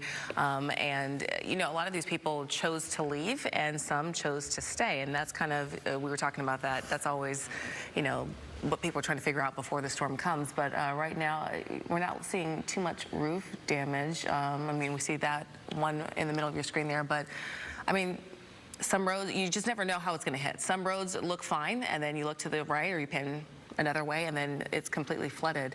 Not too many people out on the road in this residential area, which is what you want to see. But yeah, this is just kind of what's left. You do see a little bit of debris here and there, but just a lot of flooding. Yeah, I'm actually encouraged by what I'm seeing so far. You see the breeze still working here, and we need that. We don't need any more of the extreme conditions that we saw, but we do need the breeze, and we do need some sunshine to come out and help and dry things up. There's some debris that's washed up right about there, and these are some fancy houses. A lot of people have a lot of money invested, or people have a lot of money invested in these properties right here. just going to kind of follow them around and see what we see. And like Summer mentioned, look for signs of, debris and ruin. And thankfully, so far, don't see much of that. Yeah, we're going to just stay up in the air and just kind of, we're seeing this for the first time as you are, and so we're just going to kind of look through these neighborhoods as we go along. Pat Gribbin is our pilot. He's up there flying, and we just heard from him moments ago. And again, we think he's going to the Orlo Vista neighborhood. Darren Stolfitz was out there earlier where people were being evacuated. And again, we're just kind of looking. You do see a few blue tarps on homes there, so that lets you know that they've had some roof damage either in the past or just recently. Orlo Vista is one of Orlando's oldest neighborhoods. Our friend Dick Batchelor, born and raised there, talks very fondly about it, and it's well, I'm going to hold that thought, and let's get to Orange County Mayor Jerry Demings for an update on the situation here in Orange County. To flood in some of those areas. They're going to continue to have significant rain within their area for several days, no doubt. Orange County personnel this afternoon went out into the Orlo Vista area, and I will remind our public that while that was one of the hardest hit areas, it is an area that we went in prior to the storm and strongly suggested that individuals evacuate from those areas. We had some success with many of the people in that area. Some 300 plus were evacuated prior to the storm. After or during the storm itself, we went out today with our fire personnel and law enforcement personnel and evacuated additional people. We are committed to making certain that we do make some significant infrastructure improvements in the Orlo Vista area in the near future. We have applied for various FEMA grants, and Orange County remains committed to spending the dollars necessary to rectify the situation within that area. Now let me just talk more about our shelters. We opened several shelters within our county. We had great success with persons who wanted to be sheltered, who went into our shelters. We currently have approximately 1,300 people who remain in our shelters. 220 or so of those individuals are persons with special needs. I want to talk now a little bit about our utilities. Orange County utilities personnel have been really hard at work for the last several days to make certain that our pump stations continue to work, that our water services were not interrupted. And I'm happy to say that at this time we have no water service interruptions within Orange County utilities. The staff have completed initial assessments of our infrastructure and facilities for power outages and damages, as well as flooding throughout the area. Some of our wastewater pump stations are without power, and as a result, there will be intermittent service issues throughout the evening while portable generators are being installed. We're asking our customers, where possible, if you are affected in some negative way with pump stations being out, if you're in those respective areas, to curtail the use of water within those particular areas. While it is probably unlikely for wastewater emergencies such as sewage backing up into your home or the streets, please call Orange County Utilities Emergency Dispatch. You can reach them by simply dialing 311, or you can dial 407-836-2777, 407-836-2777. Residents in apartment complexes should report sewer backups to their property management companies. That would not be the responsibility of Orange County Utilities.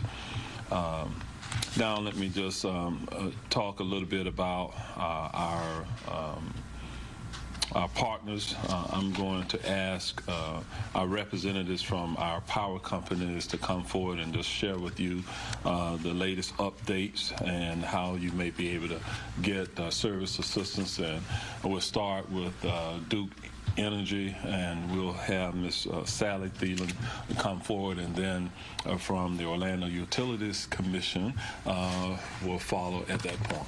Okay. Thank you, Madam.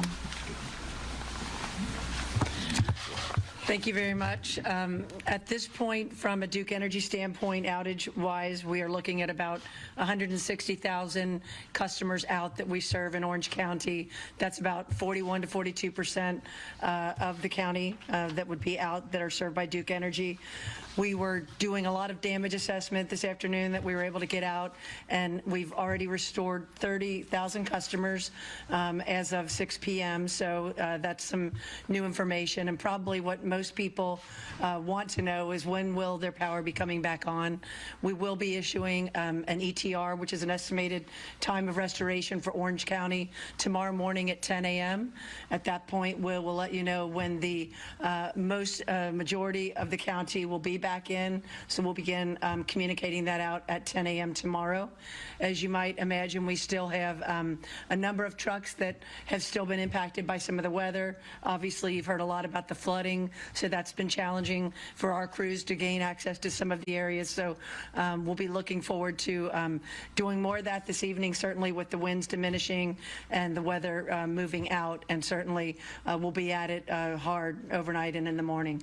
Additionally, we continue to focus on critical infrastructure from a restoration standpoint. We want to make sure that anything that is associated with emergencies, with hospitals, critical care centers, we want to make sure that we are addressing those first, and we're working very closely with local agencies to make sure we're able to do that.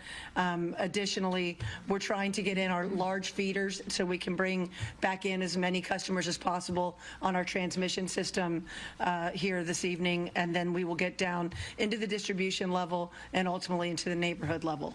So ultimately, we just want to stress that we appreciate the patience of our customers. If you are out and want to text us to out 57801.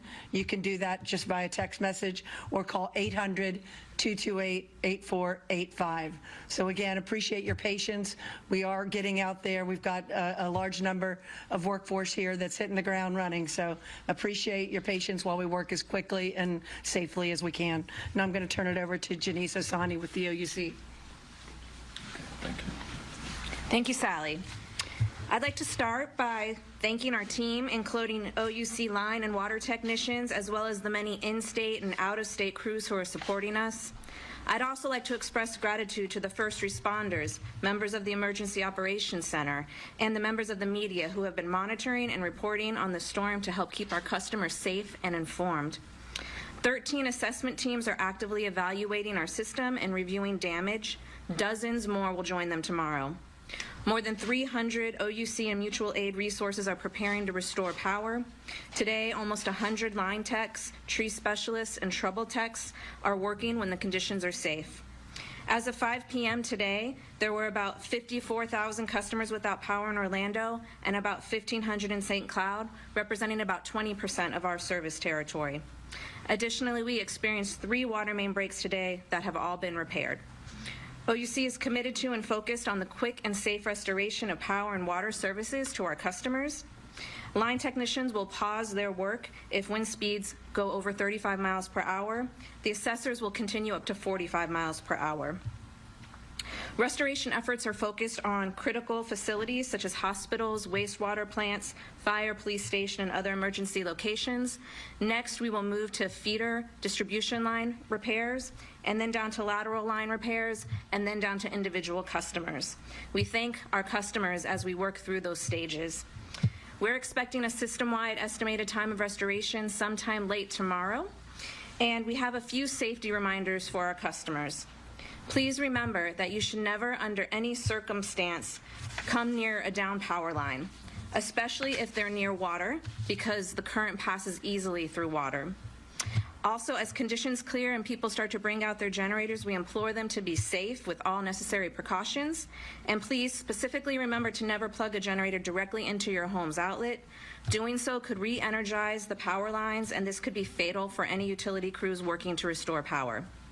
Lastly, our customers are encouraged to visit ouc.com/storm center for important information. Customers can also use our outage alert system offered in English and Spanish by texting REG to 69682 or MyOUC. Thank you and stay safe. I'm turning it back over to Mayor Demings. Thank you for having us. All right. At this point, I'm going to ask our emergency manager to come forward, Division Chief Avery from the Orange County Fire Rescue and on the Office of Orange County Emergency Management. She can talk to you about some of the remaining shelter operations that we have, as well as what's going on in our Emergency Operations Center. Thank you. All right, good evening. So I am Orange County Emergency Manager Lorelei Avery, and although this storm is quickly, thankfully, leaving our state, we are still very actively engaged in restoring Orange County communities back to normal. So we are fully engaged in monitoring our shelters, monitoring the weather, monitoring anything and everything that our citizens need. I have a full emergency operations center. Everybody's still working very hard. So again, it's beautiful out right now, thankfully. But just remember, we've got a full team in the emergency operations center that'll be working around the clock tonight to make sure we meet the needs of our community. So please stay safe. Thank you. If you want me to introduce our National Guard. Oh, you can.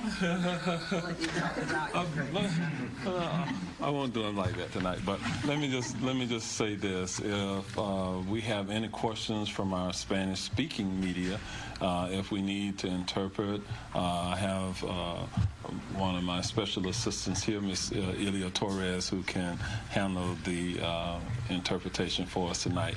Do we have any questions? Okay. Yes. This one's in English. In English, all right. Given the assessment of everything that's been shared and what you've seen, how do you feel the response has been for this hurricane compared to the previous ones? And, you know, overall, I would say that our team has responded very well. We've been very proactive, but each crisis that I've been involved in over the last 40-plus years, I can tell you, you always learn something. It's never perfect. We do strive for perfection, but in this instance, we plan for the worst and hope for the best. In this case, we had some better outcomes. The storm did not, fortunately for us, maintain the strength that it had when it was went over South Florida, and so that boded well for us here within this community. But we still had some significant challenges for many of our residents here, and we'll continue to have some of those challenges. So we just ask for our community to be patient, to be understanding during this period of time as we continue to try to deliver quality service to our residents. So with that, any other questions? I do have yes. one question for you, Mayor. It's a text question. This is from Ryan Giuseppe at the Orlando Sentinel. He asks, for the flooded areas, is there a boil water order in place, or will there be one? Okay, so the question is, do we have any boil water orders in place at this time? No, we're pretty fortunate because we did not lose any of our water service during this period of time, and so there are no boil water notices at this point. We hope it continues to be that way for our service area both. And I think in the OUC and the Orange County Utilities area, we don't have any boil water notices. So, all right. All right. If there are no other questions, let me just say thank you to all of you for coming out tonight. We will likely give an update sometime tomorrow. You'll hear more about that, about the time of the potential press briefing tomorrow. And we'll return to our Emergency Operations Center and do the work that needs to be done. Thank you.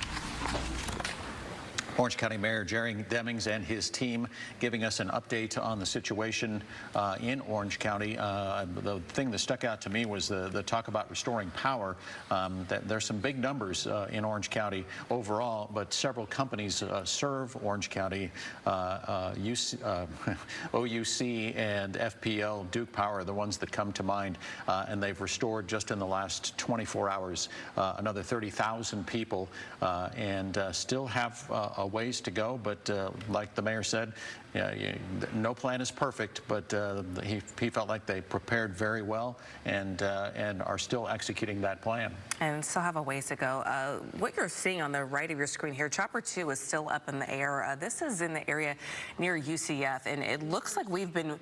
University and Rouse Road. It's a nursing home. Okay, we're being told University Boulevard and Rouse Road. There is a nursing home there that we believe is being evacuated right now, and you're looking at the live pictures right here. Just moments ago, we saw some people on small boats being rescued and taken somewhere. It looked like one of the women she was in a wheelchair actually, and right now, I mean, they're just trying to get these people out of here, and you can see why. It looks about knee-deep water. This is, again, near UCF on Rouse Boulevard, or excuse me, Rouse Road and University Boulevard. So there's a little cluster of healthcare facilities for older people in this area. There's at least 3 of them that I know of. One of them is the Bridge at Orlando, and then another one is the Life Care Center of Orlando. We're not sure which one it is, but that's kind of the way the business works in this area. There are also a couple of retention ponds, and I keep pointing that out because that's existing water, and water does tend to seek out water. But you see the full-scale operation that's underway. I mean, those are some big trucks. That's heavy equipment, and the scene down there of the boat. Yeah, that's the one. And they're basically just walking these people out because that's a lot of folks in a flatbed boat like that. So they want to make sure that thing stays steady. And if you have to, I mean, you have to feel for these people. Some of them are dressed in robes, and they have their nurses in there. You can only imagine how they feel. I mean, they're in there and they're trapped. So fortunately, people have been preparing for this, and so we had crews, National Guardsmen and women who were ready to go to help out. But I mean, this is just obviously not a situation you would want to be in or you want your loved ones in. But you can see the response is huge right now. I'm looking at the map, and I'm really hard pressed to see any large bodies of water. So I mean, the rain totals, we were just talking to Tony a moment ago, and he said in the last 48 hours, I think just 6 to 12 inches of rain. But what we're seeing there seems to be a lot more than that, Jim. Yeah, it's actually spread to both sides of the road. It's on the other side of Rouse Road, and there are some canals that are in that area that connect some of the waterways, and it just looks like they got a whole lot of rain, and it's overwhelmed any kind of drainage plans that are already in place. But I mean, look at these cars. They're up to the trunk line. I mean, this is a devastating scene that we're looking at right now, and this is water that doesn't look like it's. No, is this the Arden Villa? This is an apartment complex. Yeah, Arden Villas. That name may ring a bell with you, but yeah, look at that. Yeah. And I don't know that those vehicles... And they're waving and smiling. Yeah, if they meant for them to be up against the building like that or wedged in between those trees, probably not. Like parking spots, like they just parked there maybe overnight, and then, here we are. So, and Tony, this is kind of your neck of the woods too, isn't it? Yeah, it's interesting because you know, my kids are out and about. They're shooting videos and they're taking them to me. For whatever reason, my subdivision is just a little bit higher, but there's water all around where we live. We put together, now that we've had a chance to kind of get a little bit of a break and let you guys do what you do with the video after a storm, I want to take a look at WSI-1, and you can focus in on just how much rain fell in this area. Again, 15 to 20 inches of rain up in Volusia County, whereas in this area, close to 14, 15 inches of rain, guys, and that's why we're seeing scenes like this playing on out. They're using a paddleboard to try and get their possessions out of their flooded apartment. I mean, these are some desperate folks right here. There's definitely fear. And I mean, obviously, it depends on how tall you are, but I thought it was knee deep, but it looks like it's waist deep in some areas here. And I mean, you just kind of feel for the people that live on that first floor there, because I mean, it's just, I mean, completely flooded. And now you have to deal with the cleanup afterwards, the mold, you know, and hopefully these folks have renter's insurance, all the processes we go through after an event like this plays out. I'm sure they're just trying to salvage and save what they can right now, but you're absolutely right. And as bad as it is right now, it only gets worse. And if you've covered floods after a hurricane, there's one thing that is remarkable and it's awful all at the same time. And after about 3 days, the smell is just something that is terrible. Those cars are covered. And they're submerged. Yeah. And you get this much water, you get 4 or 5 feet. That's what we're looking at here. And you know, as Tony mentioned, up to 15 inches. Yep. Over the course of this, and it all funnels someplace. It always seeks its level in the lowest place possible. Wow. Wow. And you got to think a lot of UCF students live here, so hopefully, you know, they didn't have class. So hopefully they were able to evacuate and get out of there. I would imagine that this area is prone to flooding because, I mean, and you know, they're just using their paddleboard. I guess they just happen to have one that they could use. And they seem fine right there, but I mean, this is obviously a dangerous situation. You don't know what's lurking in this water. That's an air mattress being used as a flotation device. Yeah. Well, you have to do what you have to do. That's creative. Yeah. This is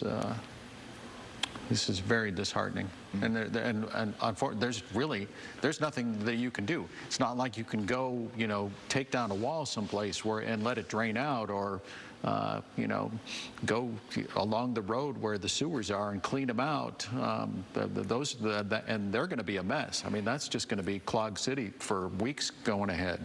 And yeah, these poor fellas. It's just going to take time. And Tony, how long would you say that it would take for all this water to recede? Well, you know, that's a tough question. You know, obviously there's some storm drains there that have been clogged back up that would normally be able to handle some water, but you know, I'm not 100% familiar with that area. This particular location, it is relatively nearby, as Jim alluded to, my part of town.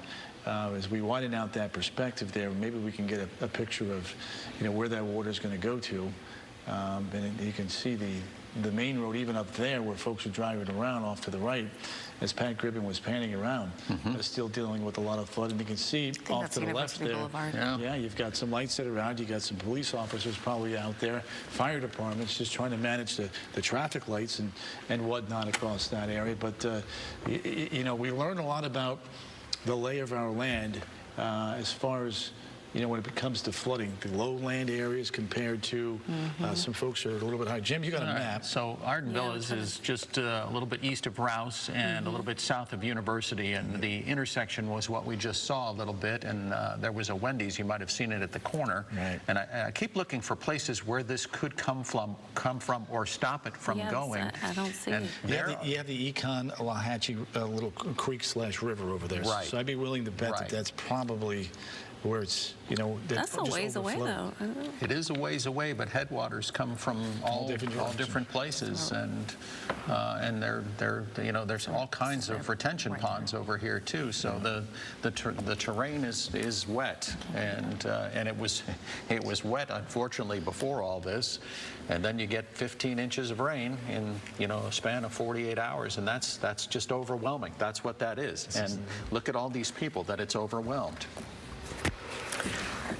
All right, so we're here with Alex Lacey, and I know you've been going kind of county by county, but when you look at this, I mean, you've been telling us the numbers, but here is a visual of what you've been talking about, and it's just stunning. I know, It we really keep is. saying we go county by county there, and we knew there'd be a pretty sharp drop-off as you worked your way to the north and the west, and then down towards the east, we were calling for about 20 inches of rain in some spots, and you know, to be honest, I didn't really know what 20 inches of rain in 24 to 36 hours would look like. This is obviously what that looks like, and we were expecting flooding. It's kind of devastating to see it. Yep. Yeah. The last big snowstorm that I was in was 20 inches, and and 20 inches of snow paralyzed an entire city for about 2 weeks. And we have rain, and it's a different, more insidious kind of thing, because it's not like you can shove it out of the way and make a path and go. And no. The snow takes longer to melt. When I was in Sioux Falls, South Dakota, it was in April. We got 23 inches of snow in the one day, and yeah, I mean, it clogged up roads, but they're able to, like you said, plow it away, open up the roads, and then it slowly melted down. Here, you just got the liquid water right away. You can't let that drain quickly. I think the images of those people that were in that flat bottom boat who were patients at one of the life care centers that's right around the corner from Ardenville, I think those are going to stick with us for a really long time. I mean, it's tough enough needing that kind of care in that stage of your life, to the point where they put you in a boat with a nurse and bring you out to safety. I mean, it doesn't get much more traumatic than that. Yeah. Why don't we go up to our photographer, Pat Gribben. He is the one who's actually capturing these pictures and this video for us, and can kind of give us a better idea of where we are and what exactly he's seen from his viewpoint. Pat?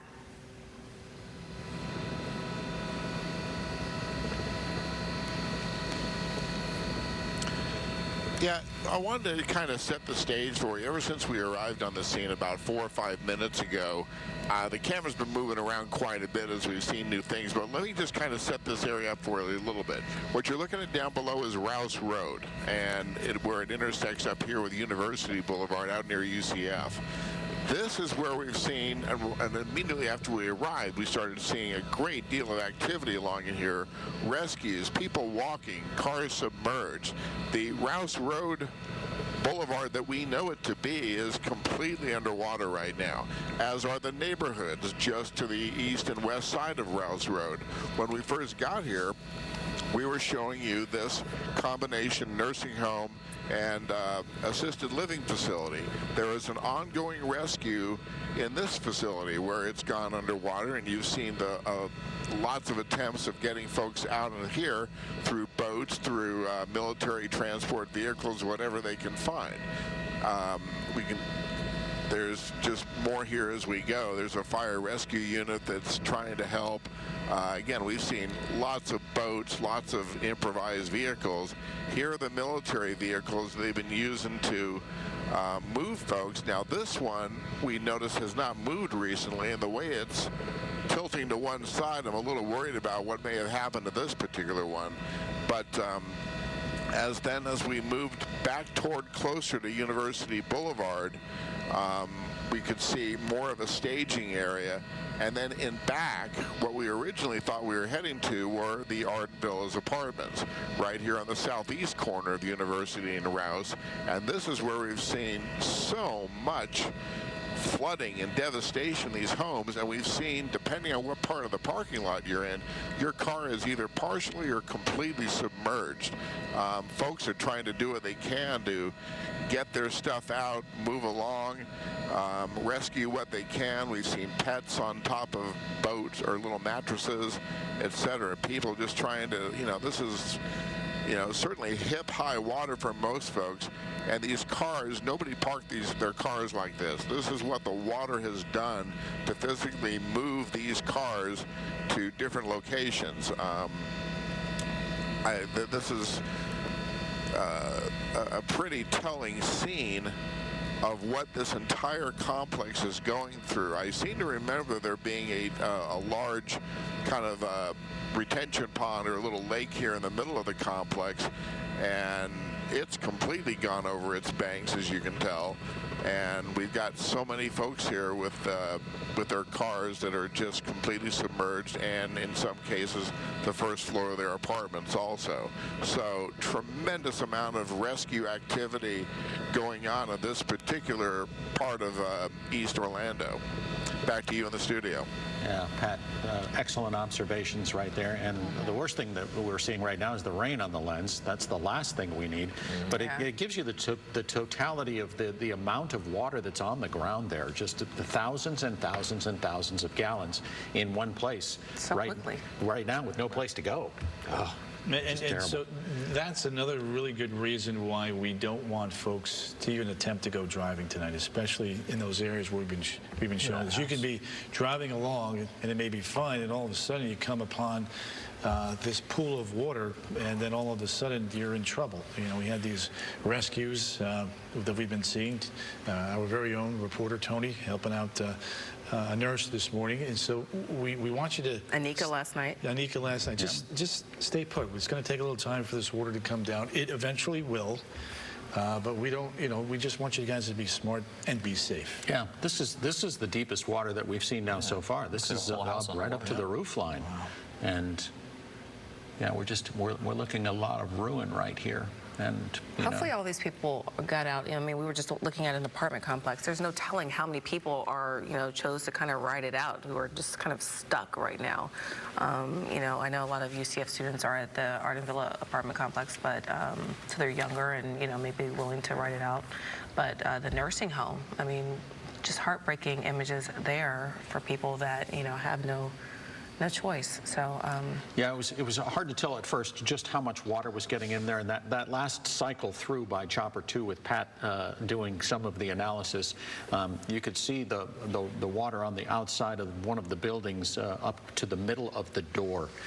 And multiple floors. They do what they can to avoid a situation like this just because it causes trauma to people. But if they're moving people out through all this, then we know that this is a serious situation. And it appears at this point that most of the young people who are at Arden Villas are kind of on their own right now, trying to figure out what to do. But all those first floor apartments are inundated right now. And so I guess the obvious question right now, Tony, more rain, or are we in the clear for now, especially in this part of Orlando? Can they handle much more? Yeah, we're almost there. We're on the back edge right now. We think over the next couple of hours along I-4 in the Rouse area where Pat's given us these pictures, things should begin to wind down. But it's going to take a little while longer, as we've been showing you the radar of Ian along the coast. So just, again, be patient, wait it out, let this water come down. And then the real true cleanup will begin. Just kind of taking our time and giving you a look at what we're seeing firsthand. It's like every neighborhood over here is underwater. I mean, look at this, and this looks fairly new. You gotta hope that those people who are in those houses completely underwater were able to get out, because I mean, I don't think people would be evacuating that kind of area so far inland from the center of the storm. We were calling for expected flooding. I mean, I gotta say, I wasn't expecting to see this much in Orlando up to people's roofs. I mean, that was just an incredible amount of rain. It just goes on and on and on. I know. Typically when we get our afternoon thunderstorms and we talk about some localized flooding, it's really localized. This clearly is not localized. It's going over miles and miles and miles. Pat kind of popped out a little bit, saw the University Boulevard was for the most part clear. However, along Rouse Road there and very close to the Econolathatchee River, there's a lot of water. as Jim has been alluding to, and it's deep. It's not just a couple of inches, it's feet deep. You know, cars floating around, submerged. Pat zooming in there to a couple more pieces of information there to kind of help us piece together what is going on. And you can see there's off towards the west. You can clearly see where the flood line is in that picture, Jim. Right, and the road that runs right through it, and there's a little stretch of that road that's mostly dry, but on either end of it, and this, I believe, is Riverdale Elementary School, and that's just not a really good scene. Yeah, there's basketball courts right there. Just not good at all. That's, in fact, I'm curious to see just how much of the hoop you can see, because that'll give us a pretty accurate gauge of the depth right there. So that's now, I would say, what, 1,002, that's about 3/4 of a mile south of our original location, and it's the same kind of scene that we're seeing. And yep. You know, Jim, and also you can see the oil slicks in that water. It doesn't seem to be flowing quickly at all. So it's not like it's draining fast. I think it's going to take some time to drain out. Yeah, it's the table may be full here. Yeah. And so if you're sitting there, I just wonder what's going through your mind. You know, I wonder if they've got power for one, and then if they're there. I do see some street lights on. I think I saw some street lights on. They knew something bad was coming, because those are serious precautions. You put boards up on your house or have it done, you're taking it super seriously.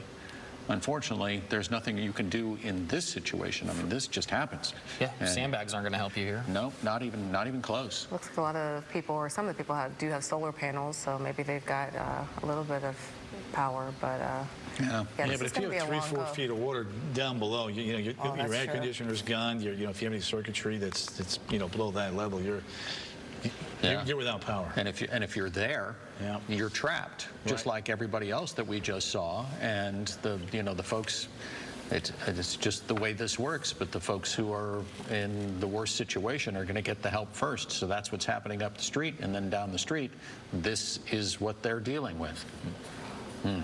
I mean, it's good to see these pictures, though, because Tony and Alex, you guys have been doing such a good job of letting us know where the storm is and how much water is coming down. But now that we're seeing it for the first time from this bird's eye view, I mean, it's heartbreaking and it's stunning. And you just wonder, are these people okay? And like you said, Jim, how are they going to get out? They're just kind of trapped right now. And hopefully the community will just continue to band together, and the people on the first floor, they go up to the second floor and then up to the third floor to their neighbors, and hopefully everyone's just kind of helping everyone out. There's a car right there completely submerged under the water. Yeah, completely down. And this reminds me, I was working the Groundhog Day tornado outbreak, and it was nighttime, and we knew something significant had come through. And then come first light, we were up there on the ground, flying around, and then you really see the true magnitude of what's going on. And now we're really seeing the true magnitude. Is that a rescue? Yeah, that's Orange County Fire Rescue. Yep. Family Fire Department. Like their pup. Yep, with an airboat in and around. And a family all huddled together. So half a dozen people, one rescue here, but imagine how many people are there and how long it would take to get everybody out. I mean, that's just extraordinary. This is a completely different apartment complex. Right. This is different from the one that we saw before. But you can see the slope. You can see how they're going up to at least higher ground here. Yeah. But that's one boat out of many. And there's some people here in Orange County and across Central Florida that are working very hard in emergency services to get people out of situations like this, because, like the mayor said earlier, you can plan for the worst until the worst is way worse than you could ever imagine. And you're going to need a lot of boats to get a lot of those people out. I know we don't have that many boats, that's for sure. Yeah. Wow. Yeah, mid-window. I know Seminole County, they prepare to have a bunch of like those big trucks that we've seen every once in a while, but I don't think you can get those big trucks in that deep of water. So you're going to need the boats. Well, and we can see what's right below the surface, at least right underneath the surface. Right. But you're driving one of those big trucks like the one that Pat talked about? Yeah. That looked like it got a little off course? What are you pointing out, Don? Pat Grimmett off to the right. I thought I saw the econ. I'm not sure if you're able to kind of orientate us here with where that water maybe is coming from. There's the high school down right there.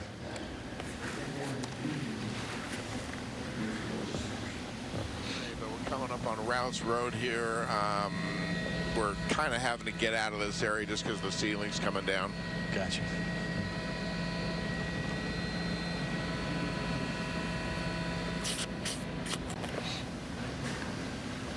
Yeah, they need 1,000 feet of elevation. Clouds, Clouds, Cloud yeah. deck. Once that cloud deck drops below that, they got to move. Okay. Now that looks like riverfront property right there. There it is. Yeah. Yeah. That's actually, there's a water line on that building. You see it? Mm-hmm. Yeah. It was actually higher. That's exactly right. Wow. Yeah. We're going to be making some calls to try and figure out, you know, what the plan is right now, and then how many emergency calls are getting in this area. Because you got to, I mean, we're talking about possibly hundreds of residents that are going to need to be rescued from this area. Yeah, it's vast. It's slow going. It's vast. It was everywhere we were flying. There was water everywhere. You know, I see some raindrops on the lens there. That looks like some of that low cloud activity that Pat said they're kind of going away from. Looking at the radar, it looks at least like the steadiest of the rain still on the coast. There's a few spotty showers working back that way, but I think most of the heaviest of the rain is going to be continuing to move on out. And you can see as you look off towards the west, it is a bit brighter. So the storm is you know, moving off to the north and the east. So let's hope that you know, we can keep the chopper up and get some more of these for our viewers. I think they're heading back airport way. That's what, 417. Exactly. Yeah. Well, I don't know that any of us are ever going to look at a thunderstorm or you know, a rainy afternoon or anything quite like that the same way moving forward. This is going to be life-changing for a whole lot of people. Just those two neighborhoods that we just left, all those stories that hopefully people will get to tell, and you know, and the emergency workers who are going in there and probably working really, really long days right now. And you know, we just want to urge you men and women on, and you know, keep up the good fight. And you know, a lot of people are depending on folks like you right now. So, and they're really, really dedicated individuals. It takes a special type of individual to do what they do. I mean, they go at it. They just charge on. No matter what's going on. It reminds me of the rescue that we just saw earlier with Tony. He helped the nurse out, but she's rushing on her way to get to work because she wants to help, you know, other people who are coming into the hospital in dire situations. So it's just neighbors got to help neighbors, and that's how we're going to get through this. I mean, Central Florida's done it before. We'll do it again. It's just heartbreaking to see all of this. well, like this little slice of property right here is kind of locked on three sides, almost inside of a little triangle, little retention pond right there. That water's not going away until it evaporates. It's got nowhere to run off. Right. Yep. And you know, scanning down the busy roadways here, you know, somebody's building a subdivision there, and they already have the lake system in place now. That's if there is a silver lining, that might be one. The other one is there's some traffic, but not as much as there would be at 6:52 on a Thursday afternoon. Yeah, and then so we're going to just continue to be in the air for you and be your eyes on the ground as well. We have crews across Central Florida. Chopper is now moving west, is what I'm being told in my ear now, and so we're going to continue to just kind of look around as he goes, but obviously we want him to be safe. Photographer Pat Gribbin doing an excellent job up there, but because of weather. Chopper Dan. Yep. Yeah, and Pat. Both of them. And Pat. Sorry. Moving west to get away from the weather. And west is the way to go right now, Alex, isn't it? Absolutely, yeah. I mean, I got radar up over there. I don't know if we can pull up, put the box in there with was that Lynx 1 in there to show that band of rain along the coastline. I mean, my buddy Gary Severa up in Daytona Beach, he was saying the neighborhood right outside, it's like a river on LPJ Boulevard. I don't know if you know my folks out in Volusia County, LPJ Boulevard over near Clyde Morris and Williamson. It's it's flooded. I mean, it's like a river out there right outside this neighborhood. Yeah. Because that's about as flat land in Florida can get right there. Right, and I-95, right where that overpass is, LPGA, right by the car dealerships, that's also just flooded down underneath there. Yep. Really? Yep. And they're not finished yet. No, right? no, and they're still getting more and more rain. Yep. So what do we have to look forward to, Tony? Well, you know, with regards to the rain, as we talked about, things are going to be improving overnight tonight. From there, you know, it's going to take a little bit of time for this water to recede and or drain out. We do have one thing working in our favor, that we are a sandy area, so that eventually will help us out. But it's going to take time. The river's going to take even longer time, and it's amazing watching this. Our chopper up there, we went away from Rouse Road, and we've got more and more landscape that's completely flooded out. Yeah, it's it in all looks pockets. the same. Yeah. It really does. Yeah, we're getting to the point where it's a little hard to distinguish some things. We're just going to kind of follow the bank here or the river here. And yeah, it looks like a little fenced-in area there, probably some sort of park or basketball. Yeah, basketball. Some basketball hoops, I think. Completely underwater. It's hard to know where things are supposed to stop and other things are supposed to start, but you don't plant power lines like those in the middle of in the middle of water. But just think about driving at night and coming upon something like this. That's why we say don't do it. You don't know where the road ends and the water will begin. With it's all dark. Yeah. And how deep. And how deep. Well, that did happen last night. That was Wow, look at that home, guys. Oh, we've actually seen that home before. I'm pretty sure that we saw that one, the one on the right there, or one that looked a lot like it. It came up from the other direction. Yeah, they're picking their spots carefully. They're looking ahead at where there might be a break in the clouds and kind of diving back into that East Orange County situation. Incredible amounts of water too, yeah.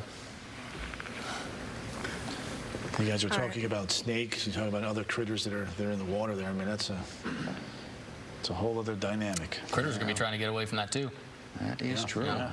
That is true. They're going to end up places where they aren't normally. So that's why you don't want to be playing around in the floodwaters. Man, look at all that. There it is. That really shows it. Yeah. That really shows I believe Pat Gribben is going to give us more of his observations, and we are going to hear from Stuart and Michelle momentarily. Yeah. I just wanted to bring you back to we're trying to stay in the area as much as we can, and these cloud decks are kind of moving around on us, and we're doing our best to kind of stay in the area. But we are still in the area roughly of University Boulevard eastbound, and we're seeing, again, more and more examples of neighborhoods in through here. Let's see, where are we at here? Looks like that may be, okay, we're back to the area around Rouse and University again. So the clouds have cleared out enough for us to come back and continue watching this area and see what's going on. But the area right around the Little Econ River, it seems to be kind of where this is starting. And we're back to the assisted living center, nursing home complex here.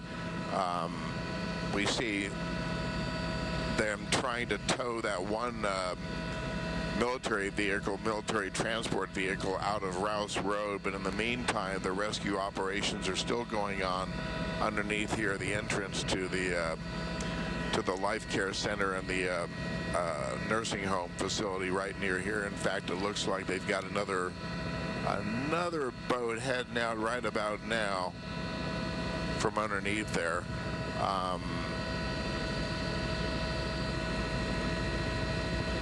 Come back straight where? Okay.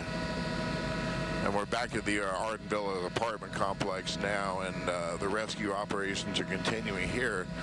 Two of those military vehicles are now cruising through the apartment complex looking for folks who need a lift out, and there are dozens of them that do. These are obviously very specially equipped vehicles that can handle this water level, and the cars that they're passing by provide a heck of a contrast in terms of what is able to stay above the water level and what isn't. And you're seeing some, classic examples of it right there. These are enormous vehicles that are doing whatever they can to pick up some of these residents from these apartments. The cars are obviously total losses, but we're trying to minimize the folks who live here and get them the help they need. And this is going to be going on all night, I'm sure. We're trying to keep the light level as best we can, but between the clouds and it just getting a little bit later, it's getting a little bit darker out here on us. But I just don't think you can overemphasize the devastation that's happened in just this one apartment complex. It's really pretty amazing to watch how many of these vehicles and how many of these apartments too. The first floors of some of these units, the water is encroached into them also. If you see the cars parked right up front there, then you know that the first floors have been breached also, front and back. So an ongoing real tragedy here of the water levels rising. We'll send it back to you in the studio. Okay, Pat, thanks so much. And Stuart Michelle here giving Summer and Jim a much-needed break. And we're going to stay on top of these pictures that's happening over here at Rouse Road near University, just about a block away from UCF. So this is a heavily populated area with great affordable housing for students and young adults and families even. And it's just utter devastation that we are witnessing from Chopper 2. And it's also an area where people love to spend their weekends. Like I was just telling you guys, there's a great area over there, Blanchard Park, right with that little Econ causeway. There's the Michaels Dam in that area. I went out there a few weeks ago. Families, kids playing basketball, adults playing sports there. They love to be in this area. Okay, we're there's a getting woman word on a roof. that there's a woman on a roof somewhere. I'm not sure if Chopper can swing back to it. I'm not sure if we can see it. But Tony, I'm looking at this area. Obviously, you see emergency vehicles there.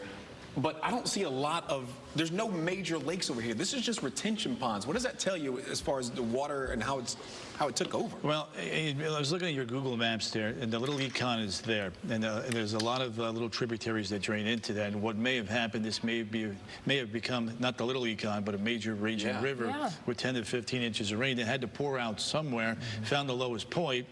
And lo and behold, Pat's right over that lower point. And we just keep saying these areas and our infrastructure can only handle so much water. There's no way our sewers are going to be able to drain this. And this is what we end up with. And sometimes, no matter how much we prepare, no matter how much our counties and our local officials try to prepare for this, we end up in this situation. But I think one of the recurring themes is we've never seen it like this, as bad as this, in this area. That's what we keep hearing from the people we're interviewing out on the streets. In pretty much every county we visit, we ask, have you ever seen it like this in your neighborhood? And their answer is consistently no. The only other time that I could think of something that could rival this, and it wasn't as widespread as this, is when we had Tropical Storm Faye and the very heavy rain in Brevard County. There was a lot of issues there. But Michelle, you're absolutely right. This is a much broader scope, much broader perspective. We have seen cars floating. I saw that. I was watching from my desk right here, up on the right corner, on the left-hand corner of your screen. Yep. The cars. I mean, I don't know if those are parking spots. Right they're floated. It looks like they floated right up to these apartment complexes. I mean, and they're no match for this flood water. And some of the cars are up to the trunk, but some of them are underwater completely. Tony, so. Go ahead, sorry. No, I was just going to say, if you are trying to wade your way through this water because you think it's just trunk deep, you might be mistaken. It could be much deeper in other areas, so just be careful. When that water starts moving, there's not much you can do. No. You're going to have to go with it. Tony, when you look at images like this, people focus on, I had so many people asking me, what category is it? What category is it? I said, it doesn't matter for us here in Central Florida. It's the rain that we need to be concerned about. Does this need to put people on alert? Any tropical system slows down enough, this is the type of scenario that could play out? Absolutely, 100% agree with that statement. You know, the same thing down in, you were about to go to Puerto Rico, and that was canceled because of very heavy rain there. We were talking, Alex and I, to get a car to float, you're probably looking at about 12 to 15 inches of rain, just over a foot. It doesn't even have to be moving quickly. It acts as a float. We saw people moving around on air mats just to get this safe It looks like right there on the right. There's an air mattress right there. And they were on paddle boards. I mean, just anything they could get on top of to get through this water. Those are college students. Yeah, that's definitely college students on an air mattress. So I think there's a lot of people from out of town, too, Yeah. having to deal with And this that now. water is dirty. Look at the oil slick. I can see it. That's I coming know. from the cars that are submerged in water. And you know, It's not safe. Is going to be... oh, this is going to last for weeks and weeks and weeks. I mean, and people thought they were going to be able to ride out the storm. I don't truly believe that the people on the first floor would have stayed had they thought that it was going to be this kind of flooding event. Tony, I remember I worked with you over the weekend before this storm. I don't know if you can remember days ago, right but there, I think, Michelle. was it, I'm sorry. Balconies. Oh yeah, look, there's someone on a balcony right there. Tony, I remember I asked you if this was going to park. That was kind of a fear that I had because I remember, was it Harvey that parked? Yeah. Harvey just dumped water in Houston and rain in Houston. And I asked you that over the weekend. I said, do you know? And you said, we just don't know right now because that's always a worst case scenario. And this storm didn't even park, but it just crawled its way through our area and caused enough trouble, not just with the rain, but also just it's the slowness of it. It just didn't move, and the storm surges. It's remarkable to see Orlando in this state right now. For me, you know, one of the takeaways is we relate to weather and why we tell you to take heed, and you know, obviously the forecast changes. We know we go through processes before landfalling tropical system. One, we're showing you the cone, then we're zooming in 2-3 days out. We're kind of beginning to lock in on the forecast, and we kind of knew 48 hours ago that there was a real significant threat for more than a foot of rain. But the pictures that you see now, even though we kind of knew the rain was coming, you're in shock. I mean, it just, the way we live down here with all the sand, usually we drain. But with a foot to 18 inches of rain, even a sandy place and state like Florida can't handle that. So that's a big lesson, big takeaway here. We keep saying that the storm is going to be historic and that we're going to be talking about this for years to come. I wonder if going forward, when we enter into hurricane season, the hardened Floridians, the Floridians who grew up here and who have seen every storm, will feel differently about sheltering in or staying at their homes and riding out the storm. I have to wonder if this will change some minds. I think if you live through something like this, you get it, and you prepare, and you know what to do. The other thing we talked about, you and I, is there's so many new people that have moved here over the last year that, you know, they're not accustomed to the hurricanes and tropical storms, let alone our summertime afternoon thunderstorms. But this is a real reality check, and you know, I can tell you going forward, we will make absolutely sure in our hurricane specials going forward that we show these scenes to remind people when we say there's this potential, get ready, prepare, so it doesn't happen. I just want to show you this. Look in on this right here. You see National Guard troops that are on the ground with rescue vehicles. Looks like somebody's got a pet carrier right there. People wading in water. Looks like it's about waist deep. Right now, police, fire, rescue, everyone on scene. These people are trying to keep what items they can dry, holding them above their heads as the different rescue crews are going probably floor by floor and apartment by apartment to make sure that everyone is out. This is the type of destruction that hits this area where you're going to have to rip everything out of these homes, and you're going to almost have to start over because of the potential for black mold to develop in this area. And Alex, when you see this, you've been talking about floods throughout this. That's been one of your main focuses as you've been doing this forecasting. And a foot of rain, you know, Florida can take 3 inches of rain in an afternoon. A foot of rain, 20 inches of rain, it's just not, you can't sustain that. Right, in 24 to 36 hours, I mean, just the infrastructure can't handle that. Again, most of our infrastructure, it's gravity fed. The water starts a little bit higher, flows downhill, and when the water table rises like this, there is no downhill. You know, it's going to take time for not only the you know, the tributaries and the rivers to drain, but you know, we got to get the storm away from the coast too, so that it can stop piling the water up along the coast, so the rivers can actually have somewhere to drain into.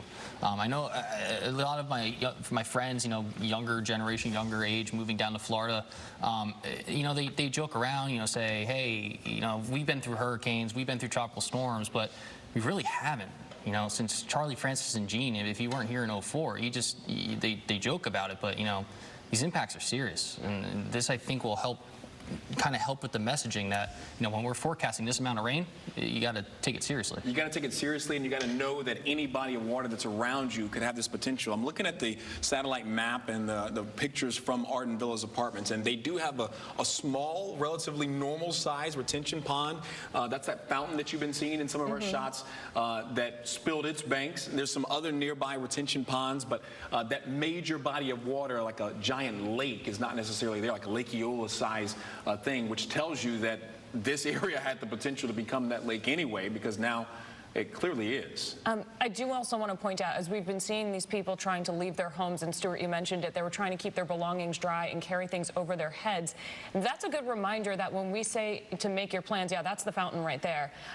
When we say to make your plans beforehand and get everything that is of value to you and everything that you'll need in one place, because even if you stay during the storm and you're not going to evacuate to a shelter, if you need to be evacuated after in a situation like this, you want to make sure you know where everything is that you need, because you will have two hands to carry it out, and that's it. And it takes this long before they can get to you, because the damage and the need is so widespread, and people who may be in more dire situations, life-threatening situations, will get that care first. Not saying that we don't have rescue crews that are working hard to get everybody out, but there's only so much you can do when the damage is this widespread. And you see Chopper 2 is still just flying over this area where you can see the devastation stretches for miles, even beyond the Arden Apartments, where water is standing in so many areas as it's run over. And I think they're encountering some rain. They are. I was just going to say the visibility is coming down. Looks like Pat's trying to iris the camera there just a little bit. That's the western side of Ian's back edge of the rain. So we're getting closer to the rain pulling east of this particular area. It's going to take several more hours for the heavier downpours to pull off the coast. We'll see that after dark tonight. Enough and stress this enough. You do not want to be out driving around tonight. If these pictures aren't enough for you to say, hey, I'm not getting out tonight because I'm seeing this, then I don't know what else can change your mind. But it's a no-go tonight for me. Especially if you're running into areas that don't have power with no street lights, and you're going into a place that you don't know if there is a puddle at the bottom of that hill or a giant tree, which we have seen. Both of those scenarios play out live on our air. And I do want to point out, because the storm is still impacting our area, maybe you ran out to the store this morning or ran somewhere this morning, you said, oh, that road is fine. The situation could have changed between then and now, and that's because all of this is still happening. The floodwaters are still rising, and one of the county leaders made a good point about trees. Even if your tree didn't come down today, it could still, you might not know it, but it might be a compromised tree, and that limb could fall, it could topple later, so you just need to be careful. Tony, all the school districts have clearly been canceled for the rest of the week, but the hope was to be able to get students back in class by Monday at best. All these people have to go somewhere, and schools are being used as shelters. And I hate to make you try to even gander a guess, but you've clearly been covering hurricanes in Central Florida for a long time. Where do you even begin to get people back to normal life? Well, I think if you just look at our rainfall graphic, you know where there's not flooding just because there's a sharp back edge. Riverdale Elementary was one of the schools that we were just showing that's underwater. There's not going to be school there for a long time, based on the pictures that Pat was showing us. You know, it's a county. It'll be a county by county decision, depending upon the schools and their locations to these areas of flooding rains. So, like you said, each county representative will make those decisions on which schools are safe and which aren't. I'm sure of that, and I can't speak for them, so I'll let them do that. But based on what we're seeing, you know, if you follow that I path and that heavy rain path, there's going to be even more schools outside of Orange County that likely will not be able to open up for several days to come. Flagler County is still under a flash flood warning until 9 o'clock tonight. Yeah. So, I mean, our coastline is still dealing with these heavy rain showers and, again, without water and nowhere for that water to go. And, you know, when we have dealt with storms in the past, tropical storms or hurricanes, typically, it's hours of an event, and then the next day, when the sun comes up, we can get out, start cleaning, start doing. This isn't that event. This is, we're still getting the rain. We're still dealing with the effects. We need to be, the patience has been the name of the game for this one. I mean, and I know it is so hard. We want to get out and fix our homes. We want to get out and get back to our normal lives. And we think, oh, we've done it before. We can do it again. But Tony, this system is lingering. This is why we call it a 200-year flood. You know, you look at the amount of rain that we've received here in the month of September in Orlando. It's now over 22 inches of rain, and most of that occurring in the last 2 days. I don't care where you live. If you get that kind of rain, you're going to get scenes like this. Could you imagine if we had mountains here and we had that kind of rain? It would be 10 times as worse. When I lived in Pittsburgh, you get like 2 inches of rain in an hour, landslides everywhere. You know, it's just a different soil here, but again. Let me ask you about that, and obviously it's not a landslide. And this is video. Chopper 2 had to leave the scene because the storm is starting to move in. So this is video of what we just witnessed as some of the rescues are playing out at the Arden Villas Apartments and the senior center that's next door. But Alex, you mentioned about landslides, and obviously we don't have a landslide scenario in Florida, but we do have a sinkhole scenario in Florida. Not necessarily known for in this side of the peninsula, but you know, Tampa Bay, Hillsborough region, they see a lot of them. Sarasota, they see a lot of them. We've had obviously a lot here. In Winter Park, we had the car dealership that went under. Is that a new worry that people need to look out for? I mean, I know it's hard to say about the geological part of this. Right, you know, I'm not a geologist or meteorologist, but you got to think, you know, the water table has risen up, obviously, because the water's not draining anywhere. You got the sandy soil, it drains down into the aquifer and also into the rivers and streams. Now, once that water level starts to sink back down, you got to think, is it going to erode some of those cavities underneath the ground? And as that water starts to lower, it's going to create those air cavities, and then the top collapses down. That's what causes the sinkhole.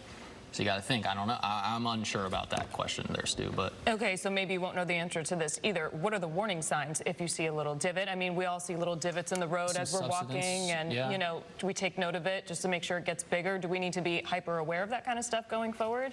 You know, you always want to be aware if you start seeing the ground starting to sink. I'm not an expert on that. The problem though here though is there's so much water everywhere you can't see it. Yeah. But you know, with a sinkhole, obviously if you see something sinking, you want to get that noticed, and the right officials in there to kind of babysit what's going on. They'll come with the radar and scan it and see what's going on underneath. Especially if it's near a building or a home. Right. So we've been flying over this area for a while. As we said, this is video now, but we have been seeing rescues all day long. People, babies, you know, senior citizens, animals. It has just been jarring to see the level of destruction that we have gotten here. And we're flying over this rooftop. I know. We're flying over this one area, but many areas look this way. Maybe not to this extent because that is up to the roof, but we have seen waist-deep floodwaters throughout our area, Tony. I know we've forecasted that kind of rainfall. You hear it, but you don't believe it. Right. That's what I was just going to say. I know we were preparing for it, but is it different for you as a meteorologist just to see it every time you see it actually happen? So I'm going to go back to what I was telling Jim right before you guys came in. I remember working the groundhog tornado outbreak, and, you know, it was at night, and we knew we had some very violent tornadoes, but we had no idea until first light the devastation that was done to Lady Lake, Lake Mac, and then over towards Volusia County. This is a perfect analogy for me. This is bringing me back to that vision. Oh my God! I mean, look what we're in now. Look what we've got, and this is just one area.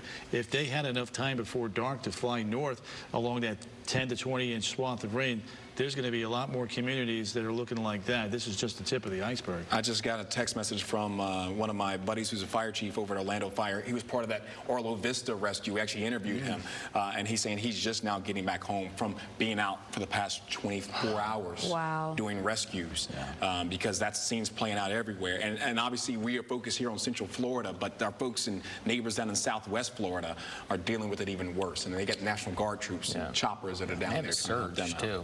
I just want to throw something out there. If you need help, if you're watching us on your mobile device and you need help at this moment, there's a number you can text. It's 20222. You can also go to floridadisasterfund.org. I know people are eager to get help right now. You know, a lot of people didn't expect this to happen to them. You know, it's not going to happen to me, and then they don't know where to go. So that's a good place. And the good news is, people have been sending in money from all over the country. The governor mentioned it before. We've gotten over 2 million donations. People want to help, and that's good news. We do have a great community. I believe we have a reporter on the ground. So WESH News tonight, Gabrigaticus is over at Lake Harney in Geneva area, which we were also looking very closely at for a lot of flooding. Oh, tonight's live. Tonight, tell us the scene that's going on behind you. I'm sorry.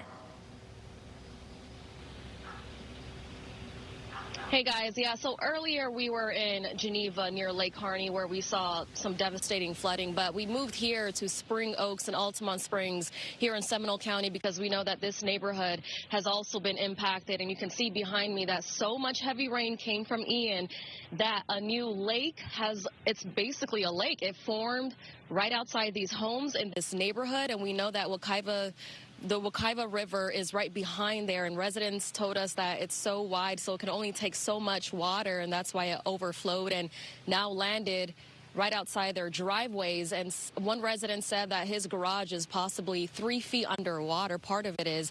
And you can just get an idea of how deep the water is by looking at those mailboxes and even the stop sign all the way back there.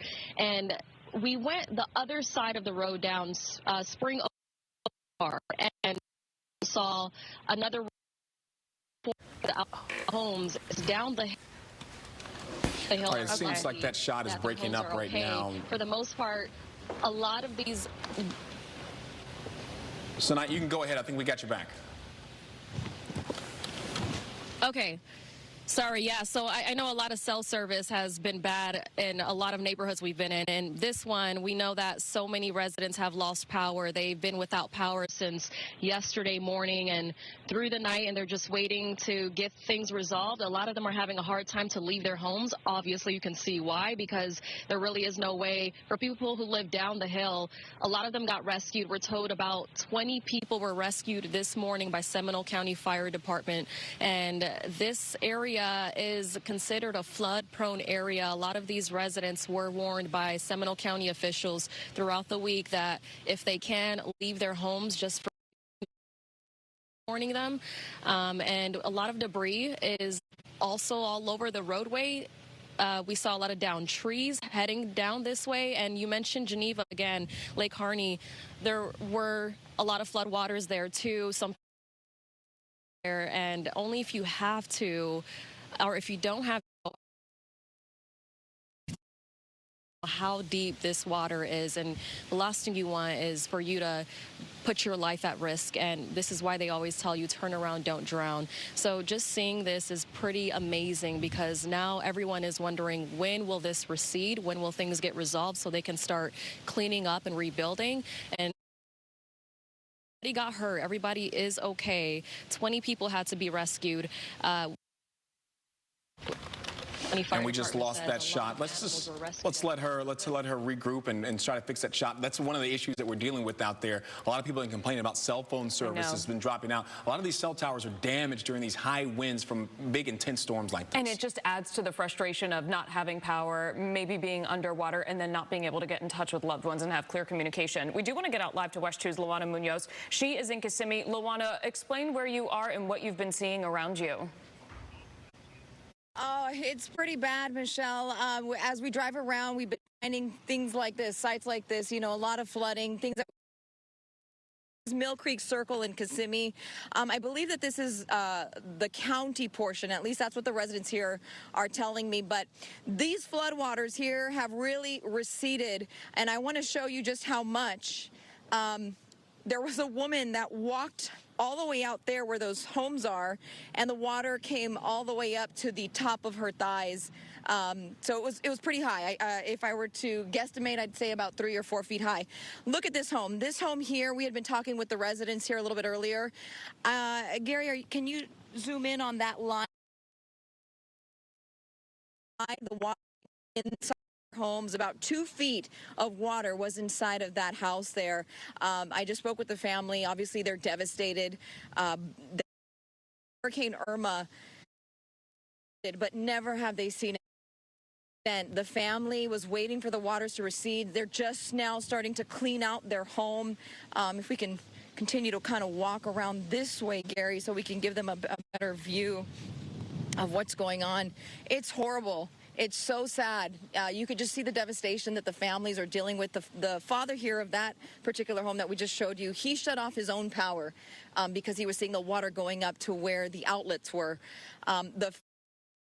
They are a little bit higher, it looks like. The waters have just receded enough, but you can see that they have their porch light on. Everyone else here earlier today was rescued by the Sheriff's Department. They came out here by boat and were taking people out. You can just see also down there that black vehicle that is somewhat submerged underwater. I mean, people here they cannot leave their homes. So again, they were rescued, they were taken out. Home, they're still tonight cleaning up. Videos showing me how things were floating around. Imagine that level of devastation. You know, your entire home is flooded. You have to clean everything out now, and you're just kind of wondering what's going to happen next. And they're frustrated because they say that the county was supposed to come out here and fix the Mill Creek area so that they wouldn't have this sort of backup problem. How severe progresses, it's starting to recede just a little bit more. But still very, very devastating and incredibly frustrating for these families out here. Again, we're reporting in Osceola County. This is Mill Creek Circle at the intersection of Michigan Avenue, I believe. The residents tell me that this is the county. Osceola. Reporting live out here, I'm Luana Munoz. Luana, thank goodness you are safe, and thank goodness those people down there are also safe. Thank you for the excellent reporting, and you and your crew stay safe down there. Okay, we want to now turn to Amanda Dukes. Amanda, you're in the Lake subdivision in Orlando.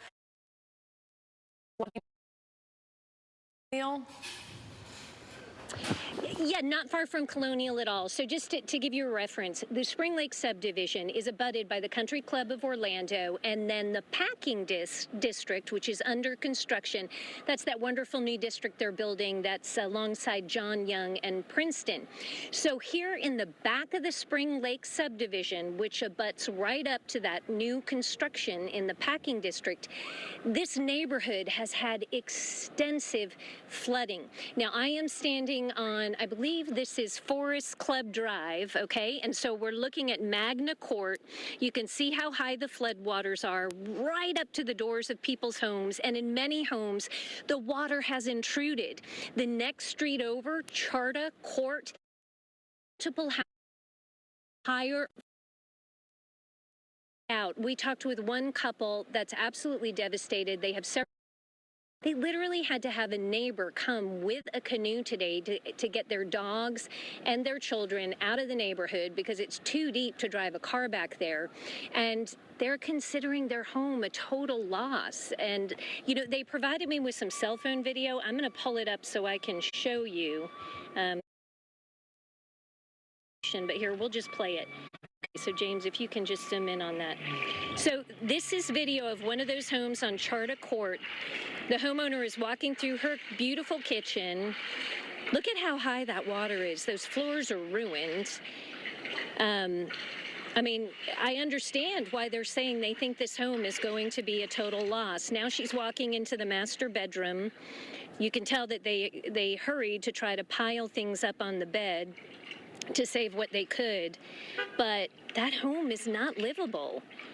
And that water has a lot of mud in it. It's just muddy water that they think likely has to do with some drainage issues with some of the construction going on in the Packing District. That's what they're speculating. We don't know that for sure.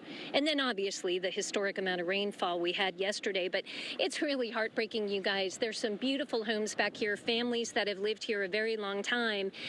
They've lived here through hurricanes before and never seen flooding like this. And they actually, about a half hour, we walked down to one of those homes with them, and they said the floodwater's higher now than it was earlier today. And we watched them, you know, go back to their house to try to retrieve a few more belongings, and it literally was all the way up mid-thigh.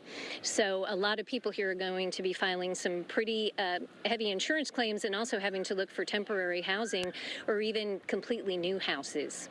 Live in Orlando, Amanda Dukes, WESH 2 News. All right, Amanda, thank you so much for that report. Stuart, we're going to do something now that we haven't done in a few days. Yeah, it's probably been about 50 hours that we've been on live coverage, but we want to take a quick break, regroup here. We've got a lot of live reports coming up, including an update on this system, which is now a hurricane once again and still impacting parts of Central Florida. We'll be right back after the break.